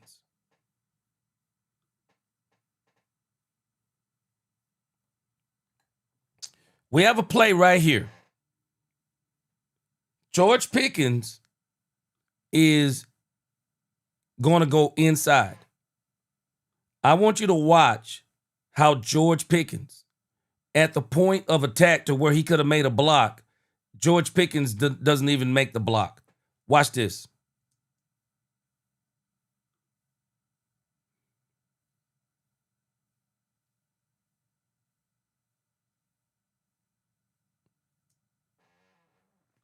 Did y'all see that? George Pickens didn't even attempt. This is a run. George Pickens, right here. This should be a block. George Pickens instead has his eyes in the backfield. George knows this is a run play. George knows full well. I want you to think about this. If this play breaks up here, because if that play would have even broke up there, George didn't make the block that would have sprung that play. This is the backside of it. George, look. George even looks at this dude.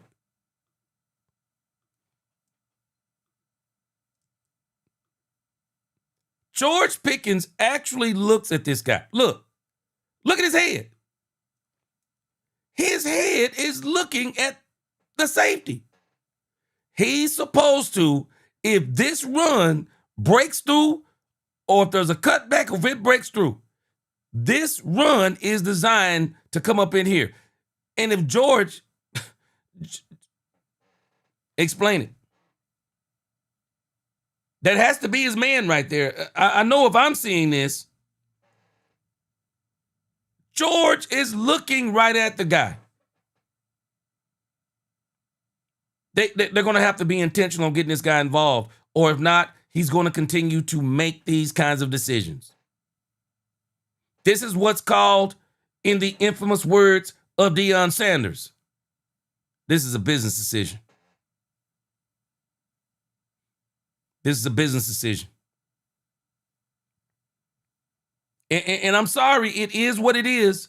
You don't spend a third-round pick on this guy, and then you start getting in your feelings because, yeah, man, he's out here making business decisions and blah, blah, blah. Well, I'll be honest with you.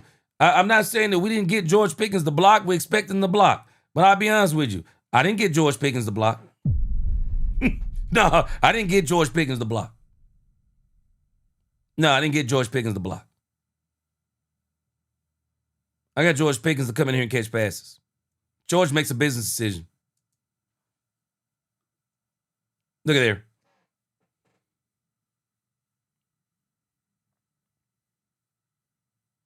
Cowboys are playing this dude like he a one-trick pony, guys. I'm just telling us. I mean, you could just see on play after play after play with George Pickens. Somewhere, if these guys are going to give this kind of leeway, I don't care if you let George Pickens take a step up and a step back and get the ball right here and see if he can beat this guy. I don't care what you do. But you have got to let this guy get more involved in this.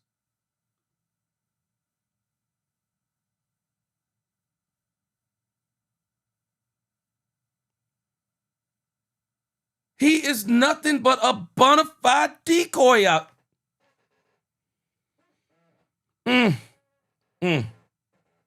Yeah, you got to dictate to the defense. You got to get this guy, get him in motion. Get him in motion. Get him a pick play. Get him some crossing routes.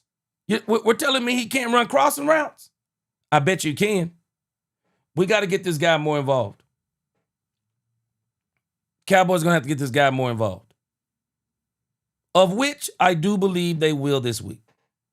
I think we're just kind of watching a little bit of smoke and mirrors here. I think we're watching just a little bit of smoke and mirrors. Brian, I believe they are going to be intentional about getting him out there. All right, let's finish this up. Ed Werder with WFAA.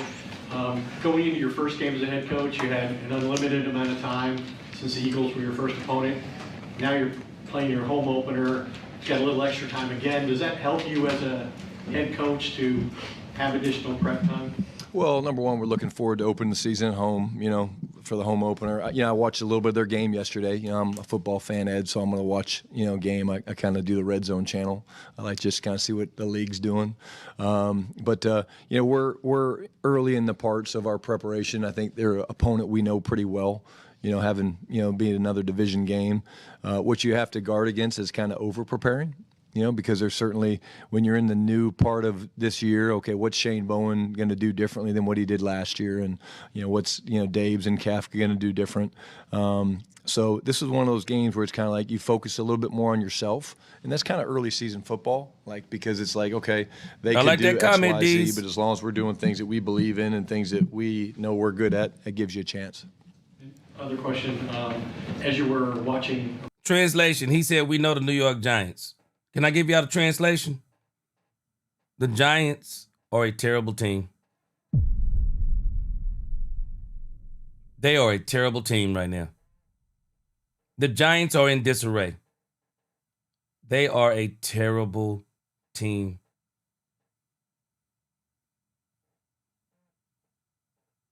The Cowboys better not go out here and get beat by the Giants. They are a terrible team. Once you get beyond their pass rush, they're terrible. Cowboys should absolutely be able to beat them boys. I mean, this should be one of them games right here, man, to where the whole team ought to eat on this. The whole team ought to eat on these boys.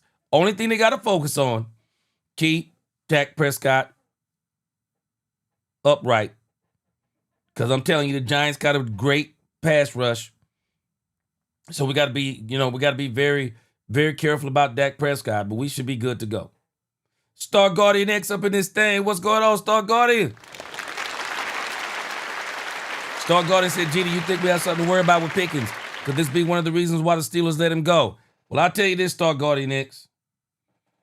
I just think there's certain times that you got to understand your assignment. I think you have to understand your assignment. Cowboys brought this dude in to make an absolute difference. That's what they brought him in for. And if you brought him in to make a difference, we got to understand whether we like it, love it, or hate it. This dude came here to catch passes. And that's a fact. He came here to catch passes. We got to get him the ball. And if the Steelers, if we know that's the reason why, we knew what the talk was. We knew there were teams that were not willing to bring him in. We knew all of this stuff.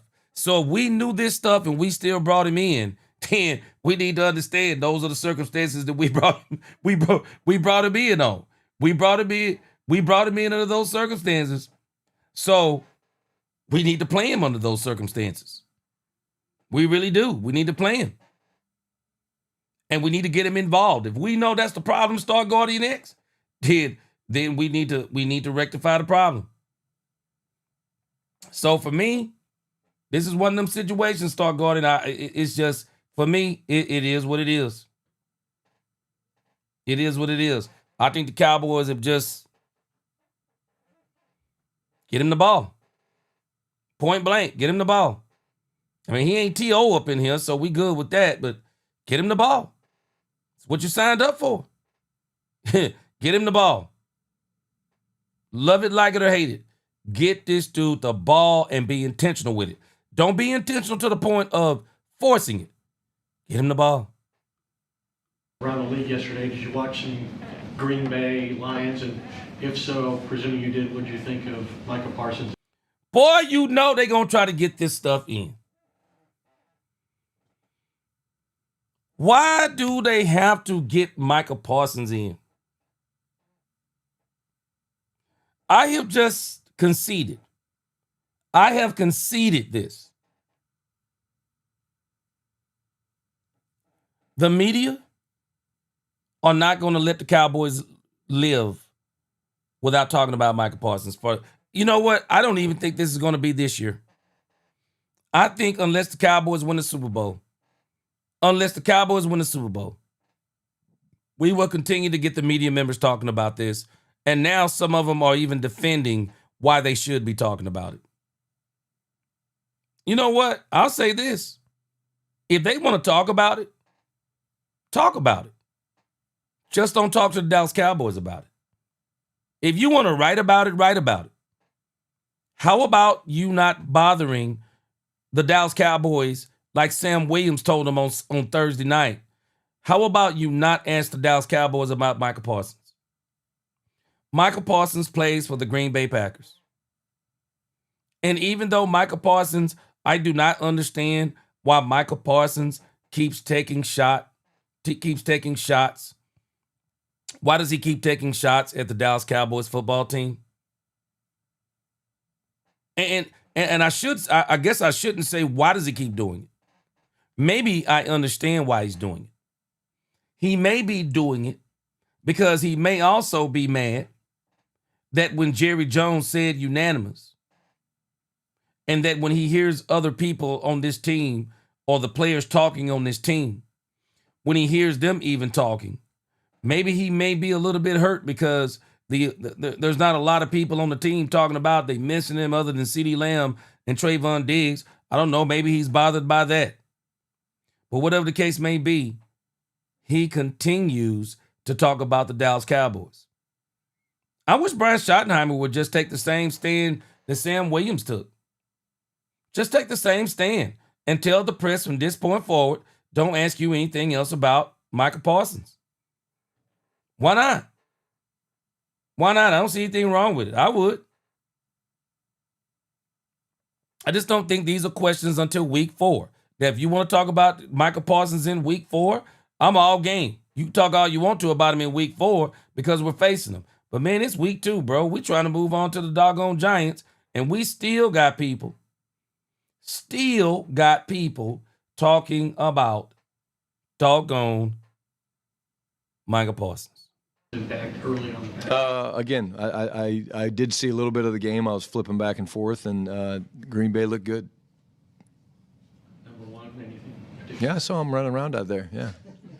Yeah, he looked like he was having fun. That's good. Todd. You know the thing about Green Bay that people don't understand too? Green Bay was winning before Michael Parsons. That was never their problem. Green Bay was winning before Michael Parsons.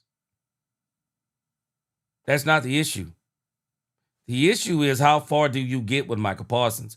That's going to be the real question. How far do you get with him and without Kenny Clark? How far do you get? And I still say, short of a Super Bowl, I can't see anything other than a Super Bowl justifying this for Green Bay. Now, people were saying the Cowboys were not going to the Super Bowl anyway. It never was going. So what did the Cowboys have to lose? What did they have to lose? Cowboys got 2 first-round picks from this. I don't think we're going to see how this is going to turn out probably until about 3 years from now. But the media just loves this question. They do. All right, let's get the rest of this in, and then we'll be done with this. Is Diggs still on a ramp up, or is he good to go now? Who? Diggs. Trayvon? Yeah. Again, we'll talk about it, Todd. But again, he did really well in the game, and see how he does today. And today's a little bit more about just shaking the rust off. We'll get a little jump start on the Giants and move around a little bit. These guys have had a couple days off, so shake the rust off a little bit. But I think he'll be pretty clear to play. He's probably a guy that always kind of wants more than you get. Dees, you make a good comment, but I want you to see the difference. Jalen Hurts' game is predicated upon running. Jalen Hurts is the anomaly. Mahomes is different than Jalen Hurts. Mahomes' game isn't predicated upon running. Running is a part of his game. And the thing you got to be careful of with Mahomes, when you see Jalen Hurts, where the running game is predominantly a lot of his game, you like, okay, he on his game. But when you see Patrick Mahomes and running is a predominant part of his game, you're looking at that game and you want to go back and see, like, what was the score in that game? Because obviously something might not have worked right. And we saw where in his habitat, Jalen Hurts, he won the game, but in Patrick Mahomes, they didn't win the game. Patrick Mahomes looked terrible. Patrick Mahomes looked terrible in that first game, especially when you're talking about Patrick Mahomes. He looked terrible. I'm still taking pocket passing quarterbacks all day long until somebody proves something different. Jalen Hurts is an anomaly. And Jalen Hurts isn't the sole reason why they won that Super Bowl. In actuality, Jalen Hurts is surrounded. I want you to think about Jalen Hurts, best running back in the league. Top 3, top 5 offensive line in the league. Top 5 wide receiver duo in the league. And matter of fact, the third wide receiver is not no slouch either. The tight end game is pretty good. Their defensive front, probably one of the top 3 defensive fronts in the game. Secondary, the cornerbacks are shaky. Linebackers are probably top 5 in the league. Safeties are probably top 5 in the league. Jalen Hurts is surrounded. There are a lot of moving pieces around Jalen Hurts that makes everything work for them. There are absolutely a lot of moving parts. And a lot of these teams, and I'll tell you, even when you think about the Baltimore Ravens, I'm sorry, the Baltimore Ravens are too doggone good to be letting even the Buffalo Bills score 41 points on them. They're way too good for that. They are way too good for that. Way, way, way too good. But Philadelphia, man, they got a great squad. I mean, we're going to have to accept it for what it is. They have a great squad. I believe we got a great squad. I think we have a great squad too, but we still need some tweaking on ours. Reality Cowboy, he said Pickens needs 10 targets, and he also said Shotty lying about Blue. Man, I'm telling you, I'd like to know what's going on with this thing with Blue. I do. Hallelujah said, gee, the Cowboys coaches are geniuses. I think it was all about trial and error versus Philly, not about winning. That could be, you know what, hallelujah, that could be it too. That could be it too. I can't poo-poo the idea. But I do think I said on Thursday, this is kind of like an important preseason game. So I think the Cowboys are going to come into shape probably around week 5 or 6. But what we got to make sure of as we're getting our feet up under us and kind of tweaking and becoming who we are, we also got to be sure that when we come out about game 5 or 6, we need to be doggone 4-1, 4-1, 4-2, 5-1. You know, we need to make sure we have a winning record by the time we get this thing tweaked the way we want it. And we don't want to be messing around. We don't want to be messing around too much with all of this trial and error and experimenting and find ourselves with a 500 record or less. Yeah, Lil D, and this is the key, what you're saying right here. One running play from a quarterback can hurt you in the playoffs if it's at the right time. That's the key. That's the key. And I think that's why Patrick Mahomes is always, Patrick Mahomes, because he's so dangerous with the ball in his hand throwing it. Boy, he'll hurt you bad. Because he does get you with sometimes at the most inopportune moments. He hurts you bad, boy. But I like what you said, Lil D. Spy quarterbacks at all times, I think. I like it. And especially when you're playing these type of quarterbacks. I think the Cowboys need to be prepared, even with Russell Wilson. Put a spy on him. Just in case they switch to Jackson Dart. Jackson Dart can run the ball too. Just in case they switch to Jackson Dart. And you're ready for that too.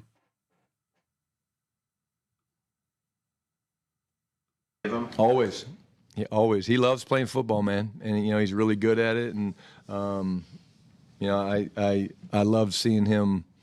I loved seeing him smile at the game the other night. Looked like he was having a great time. And we played him in certain packages. And it was great to see him out there. Kyle Yeomans, Cowboys TV. Coach, you've always emphasized the need to be physical up front. What did you see from the offensive line and the tight end group being physical against a defensive front like Philly, specifically in the run game? Pad level was really good. Combination blocks were really good. Kyle, we wanted to use some misdirection against them because, like I said, they're not a very complicated defense. Talking about the Eagles, they're not very complicated. They're just really good. So I thought some of our combination blocks were really, really good. And then when they were moving, they started blitzing and trying to move, and they're pretty, static in terms of what they do. I thought we blocked movement pretty well. For the most part, there was a run down to the 1 yard line. I actually showed the group a little bit ago where it was probably a 7 or 8 yard run, and it kind of got stalemated. But our guys coming behind and pushing the pile and finishing. We talk about competitive stamina all the time, and they probably pushed the pile for another 5 or 6 yards. It wasn't the tush push.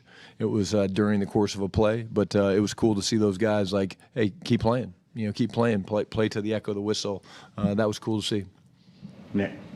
For Kenny Clark, I know it's probably impossible to get 100% acclimated in less than a week, but were there a couple of plays that jumped to mind, seeing the film on Thursday and being like, wow, that's going to be his impact? Oh, yeah. There's a lot of them. You guys can go find them. They're pretty easy to find. Just the strength he plays with, the play style that he plays with.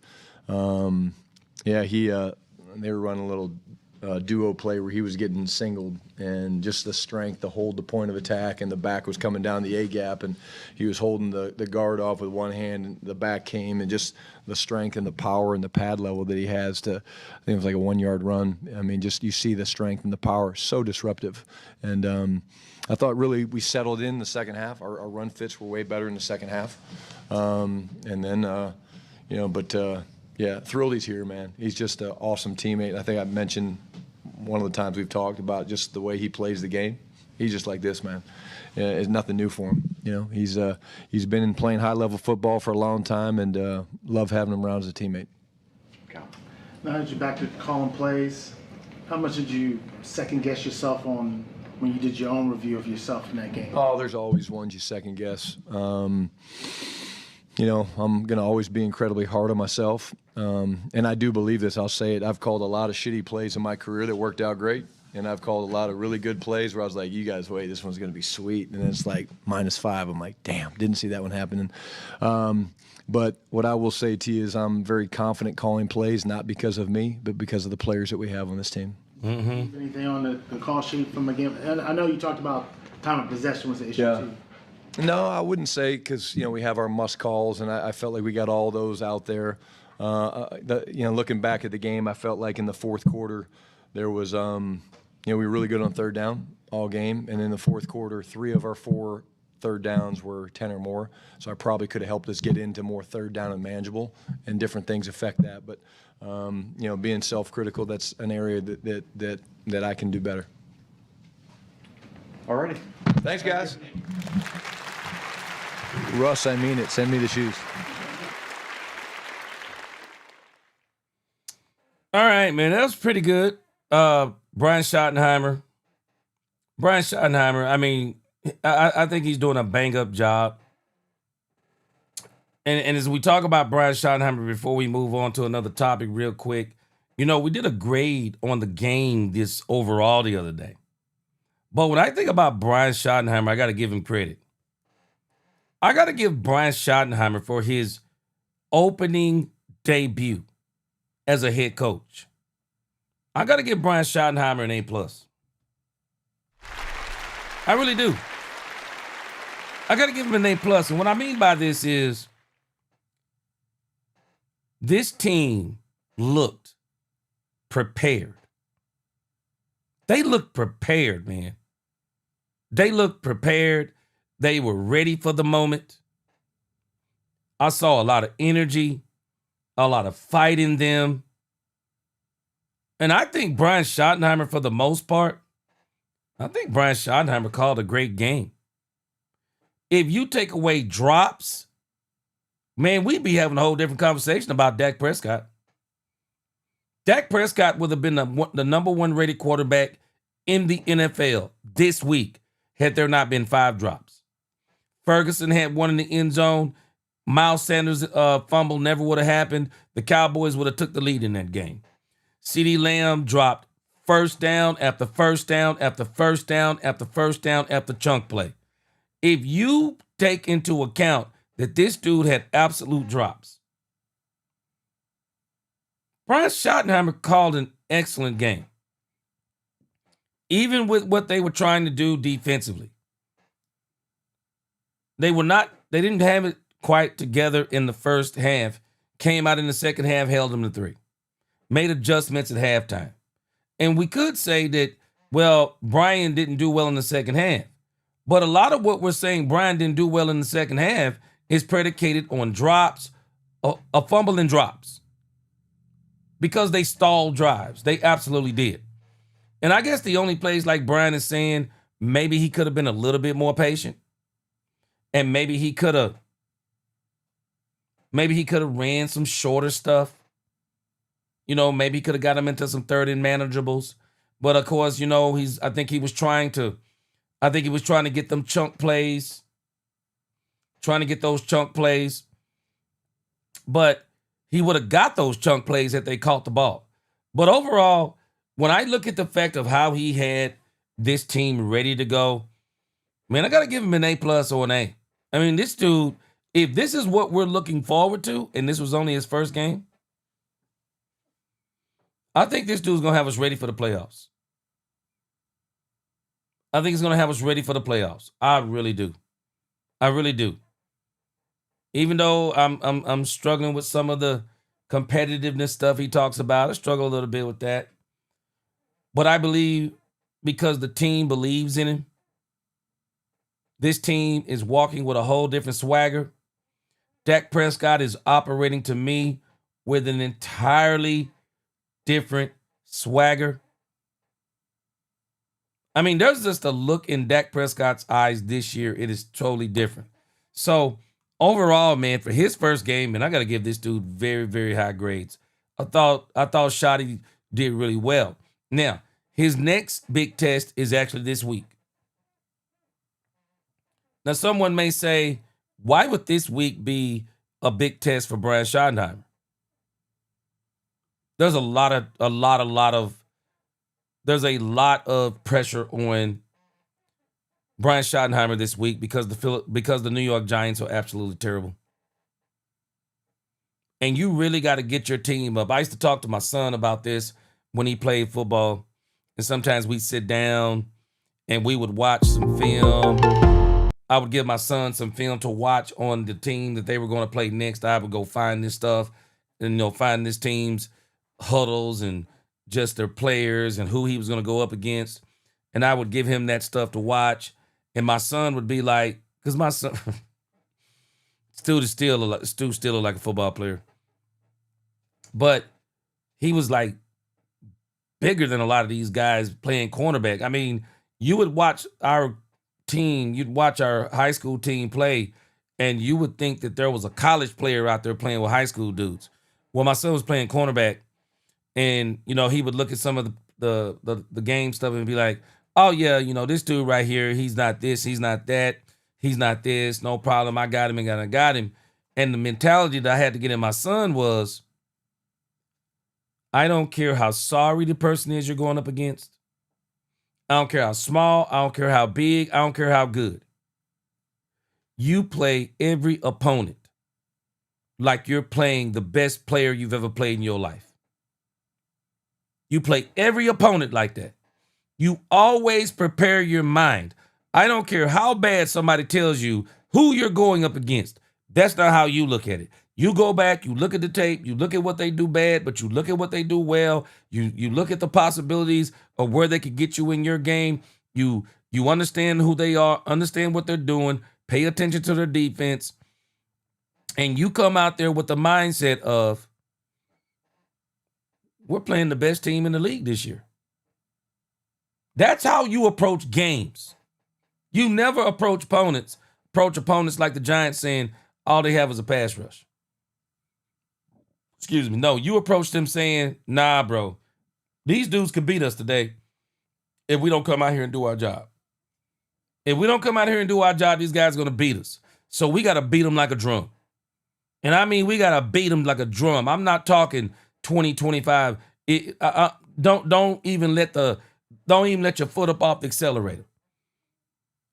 You got to beat them so bad that by the time you look up, it's 45-0. It's one thing to prepare your team for a team like the Eagles, because I think that's easier. Super Bowl champs, ceremony, ring ceremony. I mean, it is easier to get your guys all hyped up for that game. Nobody's giving us a chance, all that stuff. I think it's even harder when you're going up against a team and everybody's saying, man, you better not lose to them. Man, you better not lose to them. I think those teams are harder to go up against. I think those teams are harder to get your team up for, because even your team has watched some football and kind of looked at that team and probably said, man, Giants are terrible this year. I know that's what I'm saying. They're terrible this year. But you have to be, man, this is the type of game you really got to get your team up for. You do. You do. Son of John, appreciate that $9.99 super chat.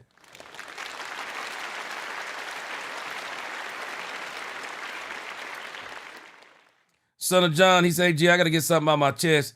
The argument that some of the YouTube Cowboy, wait a minute, I ain't even seen this. Some of the YouTube Cowboy channels spew about Dak provoking Jalen to spit is subjective. He said it's silly. So why has Jalen not said this? Son of John.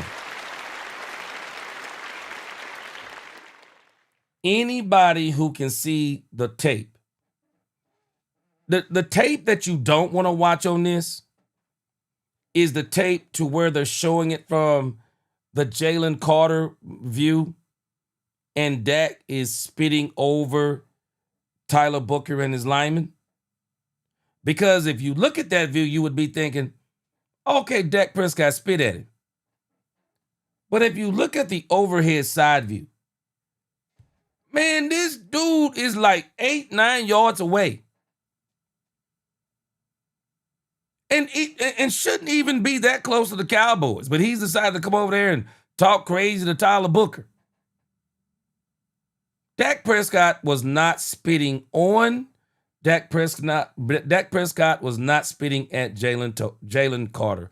And Jalen Carter knows he wasn't too. Jalen Carter knows he wasn't spitting at him.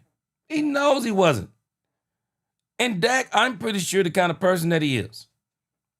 Because I don't care how low you are. I'm not even talking about an upstanding person. I don't care how low you are. You know that when you spit on somebody, you can't get no lower than that. Nah, you can't get no lower than that. Man, when you spit on somebody, you taking a chance.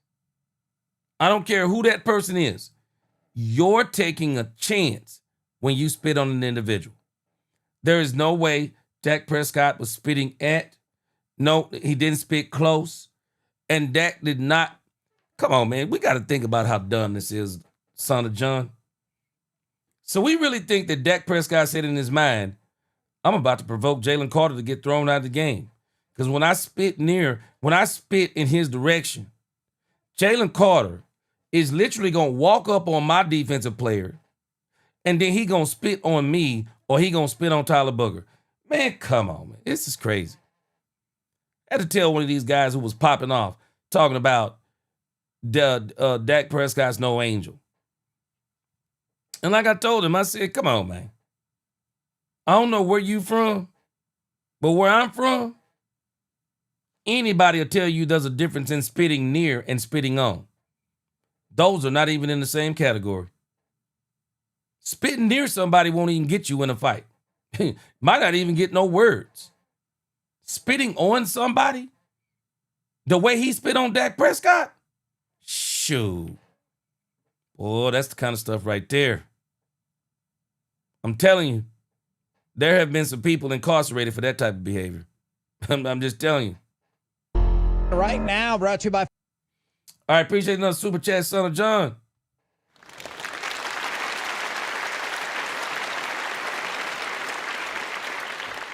Son of John said these Dak haters will find anything just to criticize Dak. Dak pulled the booger. Dak is biting his nails. Dak gave a side eye. Dak haters are grasping for straws because Dak will have a great season. Yes, sir. Yeah, I hadn't seen what's up. I hadn't seen that, man. I'll have to do some looking into that. But I don't see how anybody who looked at the film on that could even think that what Dak Prescott did garnered a man spitting on him. That's crazy. Carl Alder said, man, that's assault and battery in the real world. Appreciate that $5 super chat. Man, that's facts. Crazy, man. It's absolutely crazy. All right, let's check out this thing with Stephen Jones. I'm pretty sure he has some interesting things to tell us. Ford and your North Texas Ford dealers. Ford is the best in Texas. We bring you Dallas Cowboys Executive Vice President Stephen Jones. Good afternoon, sir. Good afternoon, guys. Now, I really was curious going back to Thursday night's game. What are your thoughts about the concept of the moral victory? Or did you just walk out of that win and out of that game and been like, we could have won that game? I think it's the latter. I don't ever like moral victories, and I thought we gave ourselves opportunities to win the game, but when we had an opportunity to get it done there in the fourth quarter, we didn't make it happen, and we got to be better than that. And I know Shotty feels that way. I know Dak feels that way. I know our whole team and staff feel that way, and we just got to be better than that. And we have high expectations for this football team. Obviously, we were playing a really defending Super Bowl champ in the Eagles, and at their place, and that's a great challenge, but we didn't get the job done. I was kind of curious coming out of the rain delay. Did you feel like you guys had were more effective or you got affected more by it? No, there's no excuses. Both teams had a rain delay. I mean, that's why you continue to play the game. They were coming off a big play. They'd made a big turnover, and obviously a play that hurt us. But hell, you got to go back out and strap it on and get after it. And I don't think there's any advantage gained. And we went to work, and unfortunately, we didn't get the job done. A bizarre advantage that y'all gained at the beginning of the game was Jalen Carter getting ejected. I know you're involved in so many facets of the NFL. Do you think perhaps he should be suspended for that? Yeah, I'm not going to comment on that. We have people who make those decisions and have a lot of confidence in the guys who who get involved in that. I obviously don't have my finger in the middle of whether a player's suspended or not. We've got a great group of guys who know what we expect and when it comes to sportsmanship, when it comes to these type of things. And I know they'll make the right call, and I'll be supportive of it. Can we all agree, though, that spitting on somebody's just gross? Yeah, I don't think anybody would defend that. I don't think he did either, the player. And it's an emotional game, and sometimes you do things that you'd like to have back. I'm sure you'd like to have that back, and that's just not something we want in our game. And I think the whole league knows. Every head coach and every head coach has certainly verbalized it to their team that sportsmanship's a big part of improving on sportsmanship's a big part of what we want from our players on the field. And every head coach is responsible for it. And above and beyond all that, ownership's responsible for it all. We expect guys to show sportsmanship, and when they don't, there's going to be flags, and I think we've already seen it.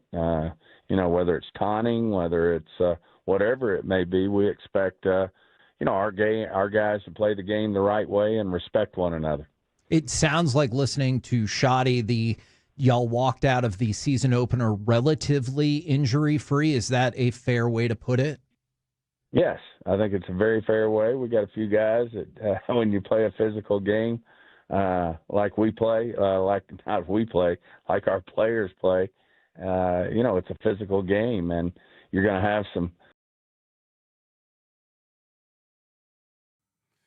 Let me tag what Sub-Zero said on here too, as Stephen Jones was just talking about the Jalen Carter issue. Sub-Zero said if anyone was trying to do anything, it was Carter trying to bait Dak into doing something stupid so that he wouldn't be in the game either. Kind of like the goon in hockey. Yes, sir. Appreciate that super chat. Sub-Zero. I think Stephen Jones is kind of hitting something on the head going along with what you're saying too. Jalen Carter got caught up in gamesmanship. And I think what he underestimated is that a referee would just basically be standing right there and saw that mess. I mean, saw it.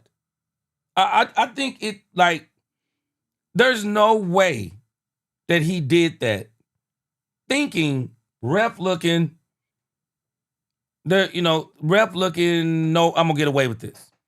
Cameras are all on. Biggest game of the season because it's the first game of the season so far. Referees, cameras, people everywhere. And this dude just does something. I bet you after he did it, I bet you he thought the same thing. I bet this dude was like, man, what am I doing? Of all the people, you do it to Dak Prescott because somebody else probably would have started punching you through your face mask. But Dak Prescott just, referee standing right there, Dak kind of like, come on, man, look at what this dude did. He just spit on me. And it's not like he spit in his face. And so Dak understands the moment. He's not going to get thrown out. Not to mention, Dak, man, I'm not swinging on Jalen Carter. And I'm glad Sam Williams wasn't there because I'm telling you, some of these players didn't even know what was going on. I'm glad Sam Williams was there because Sam Williams said, nah, he would move some furniture. Sam said, Dak, my dog. He said, nah, we'd had some problems. So I'm with you, Sub-Zero. I think it might have been him trying to get Dak to do something, thinking that maybe nobody will see him do it. Because if you don't see him do it, even though he'd have got a fine after the game, maybe he'd have got suspended after the game, but if nobody sees him do it, like the ref don't see him do it, he'd have still been playing. Or the ref don't see him do it, but then Dak Prescott start charging and swinging at him, then Dak gets ejected. I agree with you, Sub-Zero. I think he took his gamesmanship a little too far.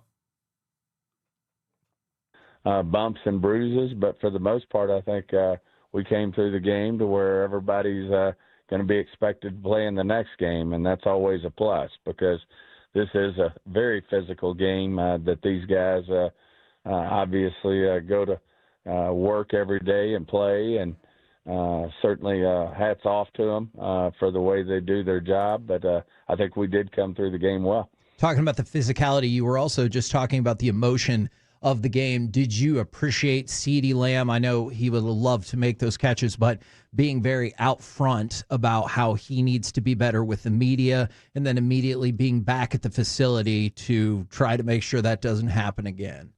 I expect nothing less from CD. He's a class act.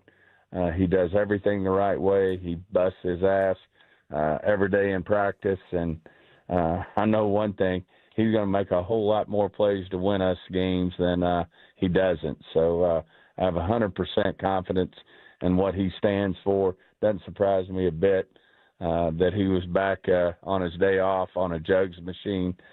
He's driven to be great, and that's why we love to have CD on our football team. Yeah, I think we were kind of saying the same thing, as we don't expect something like that to happen from him again. Steven, Dak seemed to have, and also too, man, being a wide receiver. Same thing I used to tell my son. Wide receivers and cornerbacks have to have the shortest memory of all. As a cornerback, you're going to get burned. Book it. Book it. You're getting burned. You're going to get caught on as a cornerback.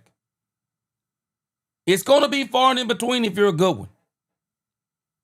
I think my son allowed one pass completion on his side in his senior year. But it's going to happen.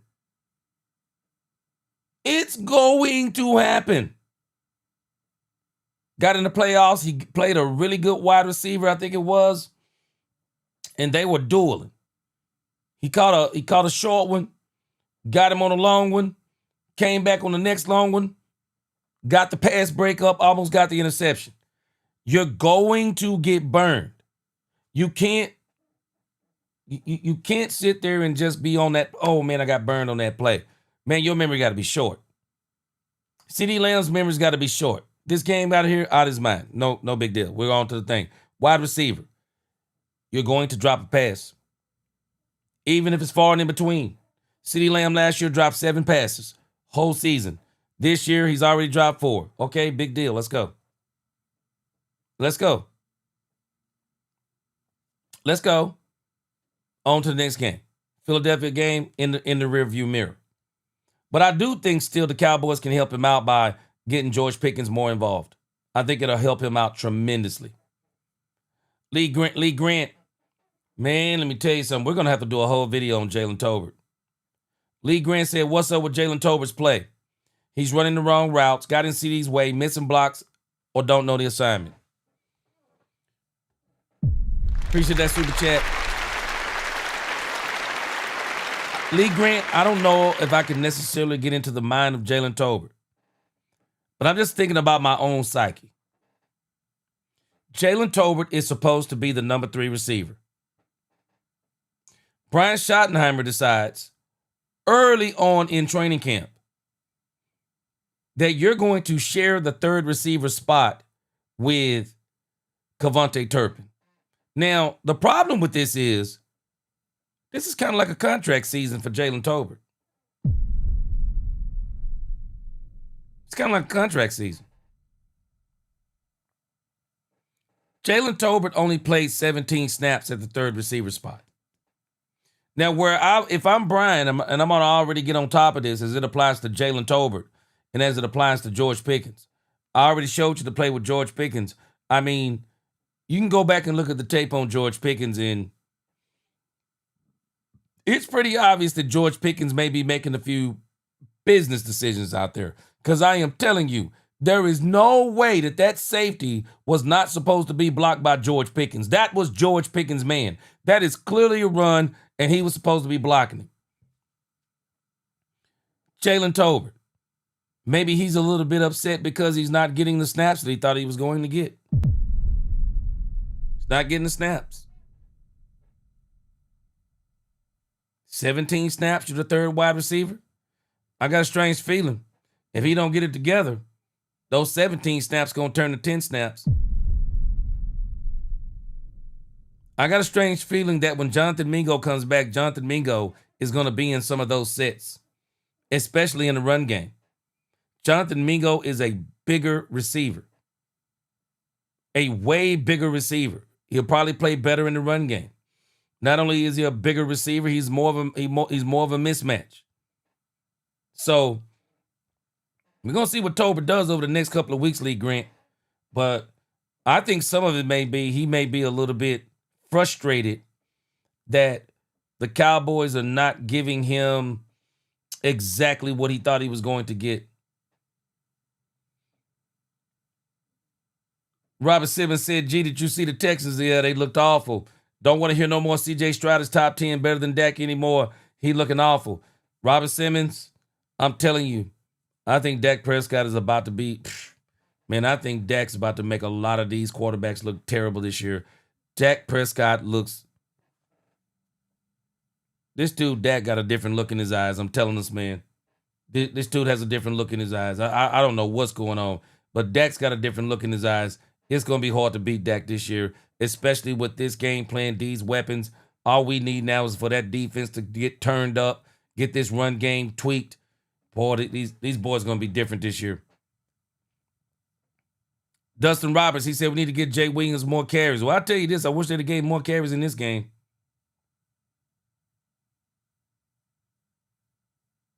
Yeah, I think they definitely should have gave him more carries this game. After Sanders got that big run, I think they should have let Williams finish it out.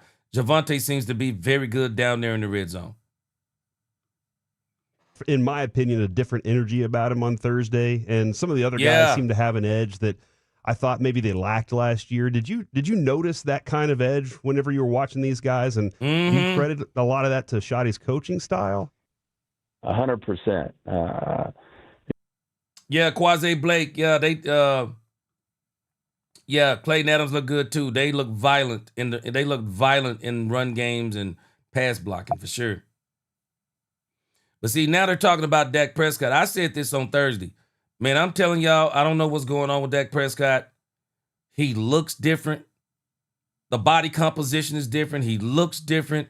And man, this dude was making some throws. Boy, he was making some throws on Thursday. Now, I know Dak can throw tight window throws, but when you go back and look at the tape on some of them doggone throws, sheesh. And Dak Prescott was threading the needle, man. You know, there's no doubt. I thought we had an edge. I thought the locker room was in a great place. I thought we did most things the right way. I think this is a great team to want to root for and follow. And, I think it's all in front of this team. And I give Coach Shoddy 100% credit for that. I mean, he's certainly delivering a message that's authentic. The energy's there. It translates through to his staff, to the players. And I think everybody, if you watch that football game, it's hard not to feel it. And I think it's going to continue. And like I said, it's authentic. And I think Dak's the number one ringleader. He's the leader of this football team. And certainly what Shoddy wants to get done translates right through his quarterback. And you see that in the way they get after it on the field. We just got to, I think both those two be the first to say, hey, at the end of the day, it's all about, we're 0-1, not 1-0, and that's the finality of it. Do you have and I'll tell you this, guys. Dak Prescott, this trade that they made, I think it helped Dak Prescott too. I really do. I think it helped Dak Prescott. I think it really helped Dak Prescott be the unequivocal leader of this team. I think it really helped him to be the unequivocal leader of the team. Not only did it help Dak Prescott to be the unequivocal leader of the team, but I want to take this a little further. It also allows Brian Schottenheimer's message to ring louder. Because the one thing that you don't want to have in your locker room, you don't want to have these factions in your locker room. You don't want to have factions. You don't want to have schisms, little groups of people who have influence, and their influence may not always be positive. You don't want that stuff. You want a clear leader, and you want one voice all through the locker room. Demarion Overshown is going to complete this leadership that the Cowboys need. When he steps in on that defense, watch how it looks. Watch how it looks when this dude comes back. If we think this defense is good now, Wait and see what they look like when this dude get back on the field. The linebacking play is going to be on steroids. And I'm hoping that they get some good packages, keep DeMarion Overshown out there at all times. But I do want to see a guy like Maurice Leofau. I want him to be the quarterback spy. Very quick, very fast. Quarterbacks are not getting away from him. This team, the leadership, everything is on its way. And the one thing that I love about this Cowboys team this year, it is all about football. It is all about football. Nothing else but football. I don't think we're going to hear a peep out of the Cowboys except football stuff. That's exactly what we want to hear. Ron Hanna said, I'm pleased with the effort and fight they displayed. This is encouraging for us going forward. But as you said, those drops and fumble was too much to overcome. They were. Because I'm telling you, if we don't have those drops and fumbles and that fumble, shoot, boy, we are different. We 1-0 today, I believe. I believe we 1-0 and get ready to go and beat the brakes off somebody else. Yeah, Gladams, what's going on? Or GL Adams. Is Gladams or GL Adams? One of the two. He said, agreed. Can't play to the competition. Got to play your best week in and out. Man, I'm going to tell you. Hey, GL. This is where we're going to see what he's made of, because this is the one place Mike McCarthy failed. He couldn't have the team ready from week to week. He could get them up sometimes, but when it came to playing teams that we absolutely should have beat, he couldn't have us up for those games. It was just crazy. It was just so inconsistent the way the team was. But I'm telling us, Brian has impressed me this week, but he's going to impress me even more the coming week. Because if we go out here and blow the doors off the Giants, this dude is ready to go. Katharina Kiss said, G, congratulations on 17.2 thousand subscribers. Appreciate you, Katharina Kiss. It's all because of y'all. I appreciate you. Appreciate y'all. Y'all been rocking with me from the beginning. So y'all have been the reason. Ron Hanna said, I hope we don't play around with the midgets. He said, that's how you get beat in this league. For sure. For sure. Man, you got to play every team like they're the best team in the league to me. Every single time you got to play them like they're the best team in the league. You do. Rick G, what up? He said, why isn't anyone talking about how we shut down Barkley, Smith, and AJ? Also, we had the second highest pressure rating week 1, but they're clamoring over Michael Parsons' meaningless sack. Yes, sir. Yeah, we'll talk about it more as the week goes on. But the Cowboys had a lot of impressive numbers, Rick G. Dak Prescott was the number 2 rated quarterback overall in the league this week. Our defense had a 42.5% pressure rate. I'm telling you, when you have defensive tackle play that's extremely good, I told y'all it don't look sexy. It don't look sexy, but it definitely helps you win games. And had it not been for a fumble and some drop passes, we'd be talking entirely different about this game. We'd have been like it was pretty much a dominant performance. I mean, we really would have been. So let's finish up this thing with Steve and then come back to some comments.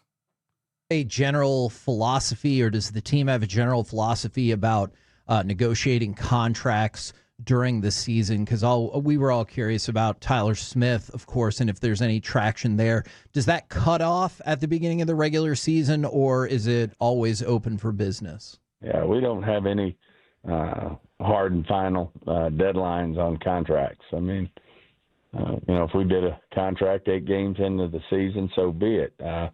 I will say this. I love the thought process of most of the players that we draft is they like to keep their mind on their business, but it still doesn't mean we can't get a guy like Tyler Smith done, here early. And certainly we'd be all for it, but we also respect when players want to get down to business and focus on the task at hand. But we're all about keeping our great players and guys who want to be Cowboys and be a part of something special. That's what we're about. Do you feel y'all get ready? Ty Smith is going to sign a monster deal, at least for the guard position. He's going to sign a monster deal. He's going to sign a monster deal. The Cowboys are going to continue to work on getting all of these players signed. And contrary to what people think, they were trying to get Michael signed. Only thing is, Jerry wasn't letting Michael come in there and negotiate that deal and then get it to a point and say, okay, now we're going to get down to negotiations. Jerry said, heck to the no. But they're going to get these players signed. They're going to get these players signed. I think it's important to get these players signed because with those draft picks and what the Cowboys are going to be doing over this next free agency and the next, and I'm hoping something at the trade deadline, next free agency, and then the draft, the Cowboys are going to need to have everything where they want it so they can get this thing, going. I'm telling us. What up, Sir Knows? He said, we can't have Jalen and Pickens just running up the field. Do Jalen know what route he should be running? Man, I don't know what's going on with Tolbert. Sir Knows, other than I think he may be a little bit perturbed that they came in and said, hey, you're the third wide receiver, but in reality, you're going to be alternating with somebody, the third wide receiver. And I think it's going to get worse when Jonathan Mingo comes back, unless he does something better than what he did. Big Run Bowser says, excuse me, G, but I was never burned during my cornerback day and playing days. I was blacking down to the chalkboard crisp. Yes, sir, Big Run Bowski. Yes, sir. I'm telling you, like I said, you never got burned. You must have been a real good one. And so, like I said, my son one time, but one of the ways you get like that, Big Run Bowski, and I'm sure you understand what I'm saying. Shoot, boy, you play everybody like they're Jerry Rice. Man, you play everybody like they're Jerry Rice. You don't never look at somebody and go, shoot, I'm this and that. I beat some, shoot. Nah, man. Nah, man. You play everybody like they're the best player. You play every team like they're the best team. But again, this week, Brian Schottenheimer, this is a true test right here. The Giants look terrible. How do you get your team up for these games? How do you get your team up for these games? Can we see that same consistency? That same energy? That same hunger? Can we see it? Anthony Beck up in here, what's going on? Blessings to you, Anthony Beck. Newhouse regulator up in this thing. What's going on? Newhouse, they don't know nothing about number 44, man. They don't know nothing about number 44. Man, let me tell you something about the Eagles, man. We keep talking about, people be talking about what the Eagles are doing. Guys, we have to understand something. We don't have to do what the Eagles did. We already got a great team. We don't have to do what they did. We built a lot of depth on our team, contrary to what these other teams did. We already built great depth on this team. We're already good. Our depth is even good. Everybody will give the Eagles credit for being, man, I'm not about just being busy for being busy. The Cowboys are already good enough. We just need to tweak them. We need to tweak what we have right now. We're not like them. We are definitely not like them. We just need to tweak what we have. Cowboys are great right now. Yeah. Quasi Blake says, Philly just trade to make trades. Most of these trades are not moving the needle. Man, we don't need to do that.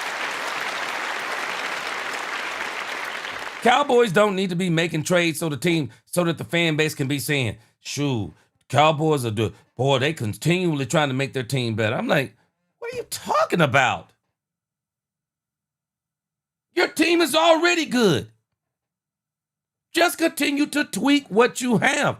We don't even fully know what we have yet. Let's continue to tweak what we have. We don't need to be doing this foolishness. People are so ready to spend the money on especially the first round picks. Man, slow down. Slow down. Let's see exactly what we have. Let's get Jaden Blue out here first. Let's get Phil Moff out here first. Let's get some players out here and see if we can get a combination out here.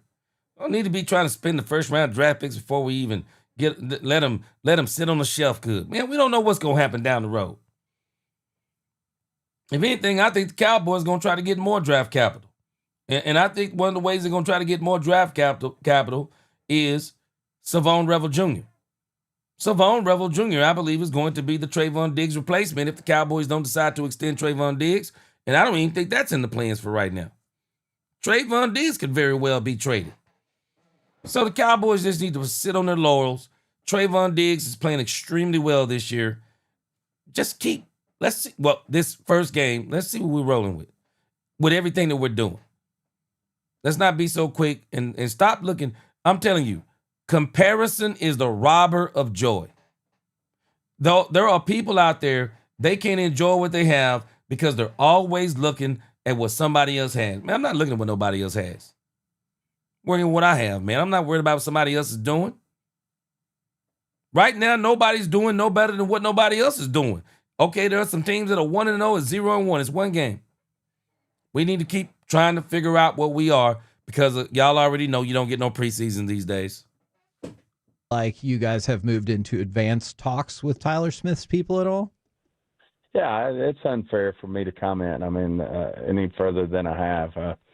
Don't want to get into any detail. When deals get done, they get announced and they're done, and people go about their business. You hope it doesn't change anything because that's why you want to give a guy a contract is what he's all about. And certainly Tyler's all about the right things, and we'd love to have him here. Jerry did say multiple times that the Micah trade was worth 5 players. And I was really wishing he'd say, like what he said about Jimmy Johnson, 5 Heisman players, but he didn't go that far, and I appreciate it. But is that a mixture of signing your own and other additions to the roster? Or are you looking at those picks and going, no, we can add a lot of other things to this? Yeah, I mean, this game's about resources, and certainly resources come in different packages. You get draft picks, you get players, and you get resources to sign players, and that's the way we look at this. And we wish Micah nothing but the best. He's a Packer. We can't talk about him now, and we're worried about what we do and where our future, where we are today, and where our future is. And I know Kenny Clark did. Mm-hmm. He was one of our top performers in the game, and thrilled to have him wearing the star. Yeah, I like seeing a beast like that in the middle. How much more is there for Javonte in this offense, and also how was Sanders after that fumble? I think Sanders will be fine. He's a pro, and obviously that game meant a lot to him. I mean, he played there before. He's wanting to make great plays. Hats off. He'll rebound from that, and no one wants to have success more than he does. And then as far as Javonte, I think everybody saw why we hadn't had a concern at the running back position, whether it's him, Sanders, and I think it's all in front of Jaden Blue and Lepke. I think we got a great crew back there, but Javonte is a man's man. He's a pro. He's going to get the job done for us this year, and we're thrilled to have him on our football team, and I think it's only going to get better for him. I was also kind of curious. I liked what I saw from Tyler Guyton. I know there's still a lot of room for improvement and room to grow there, but what'd you think after his performance? Well, he has all the tools, and, everybody comes along at different paces. He had some growing pains last year. We get it, but he's a totally different player than he was last year in terms of his maturity and grasp on the game. And I think it's all in front of him. He's got everything you want. He's got the length. He's got the athletic ability. He's got the size, and he's got the right football character to be a great player. And I think all you're going to do is see Tyler Guyton along with Tyler Booker, along with the rest of that offensive line. I think it's all in front of him. On the defensive line, you talked about having an asset like Kenny Clark, and obviously you got the 2 other first-round draft picks. Is there any truth to the story out there that perhaps Philly was offering 2 more assets in a 3rd and a 5th round pick? That's all in our rearview mirror. All we're worried about is our future. We're worried about Kenny Clark and, what the future holds for the Dallas Cowboys. What happened in the past is in the past, and we need to go win a football game. That's our first priority, and we got to do better and just play well. We got to go win a football game, and I know that's the way Coach Schottenheimer feels about it. I know the way his staff and our football team and our organization feels. We got to win a football game. You guys have a divisional rival this weekend in the Giants. In addition to the game, You told us about contracts earlier. Do you or does the organization have a hard and fast rule about potentially trading players in the future to a division rival? Yeah, I mean, there's no hard and fast on anything. We've made a trade. We made a big trade with Philly before in the first round. Well, thank you very much, Stephen. We appreciate the time as always, good sir. We'll catch up with you again next week. Yes, sir. Let me tell y'all something. Let me tell you where I am with this. One thing I have to say. I'm very impressed that this team seems to be all football now. All football. They got exactly what they wanted. Listen, I'm telling us, some people don't understand. Sometimes there are other things other than talent. Cowboys are just football now. There are no more 53 brands. There are no more stars on this team. There is only the star, and that's how everybody is playing. That's how everybody's playing. Everybody's putting their head down. Everybody's playing football. Nobody's worried about anything else, and I love it. All right, it is 7:10. We got a few more things to get to, but we're going to save those for later. We'll either do those on Cowboys After Dark, or we'll come back with those tomorrow. We're going to get off here, let everybody go watch Monday Night Football. Depending upon how I'm feeling tonight, we may come back after Monday Night Football. Y'all get those likes up. Let's go.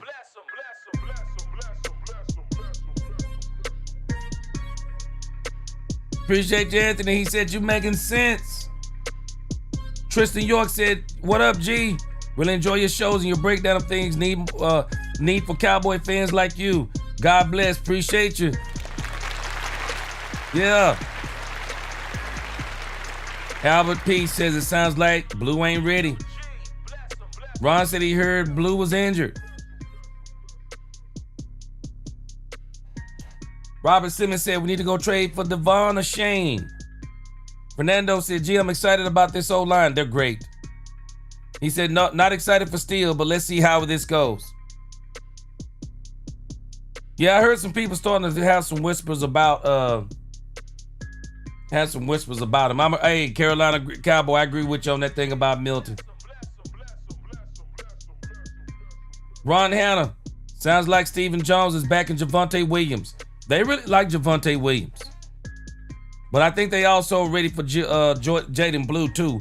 D-Block 88, what up? Sir knows.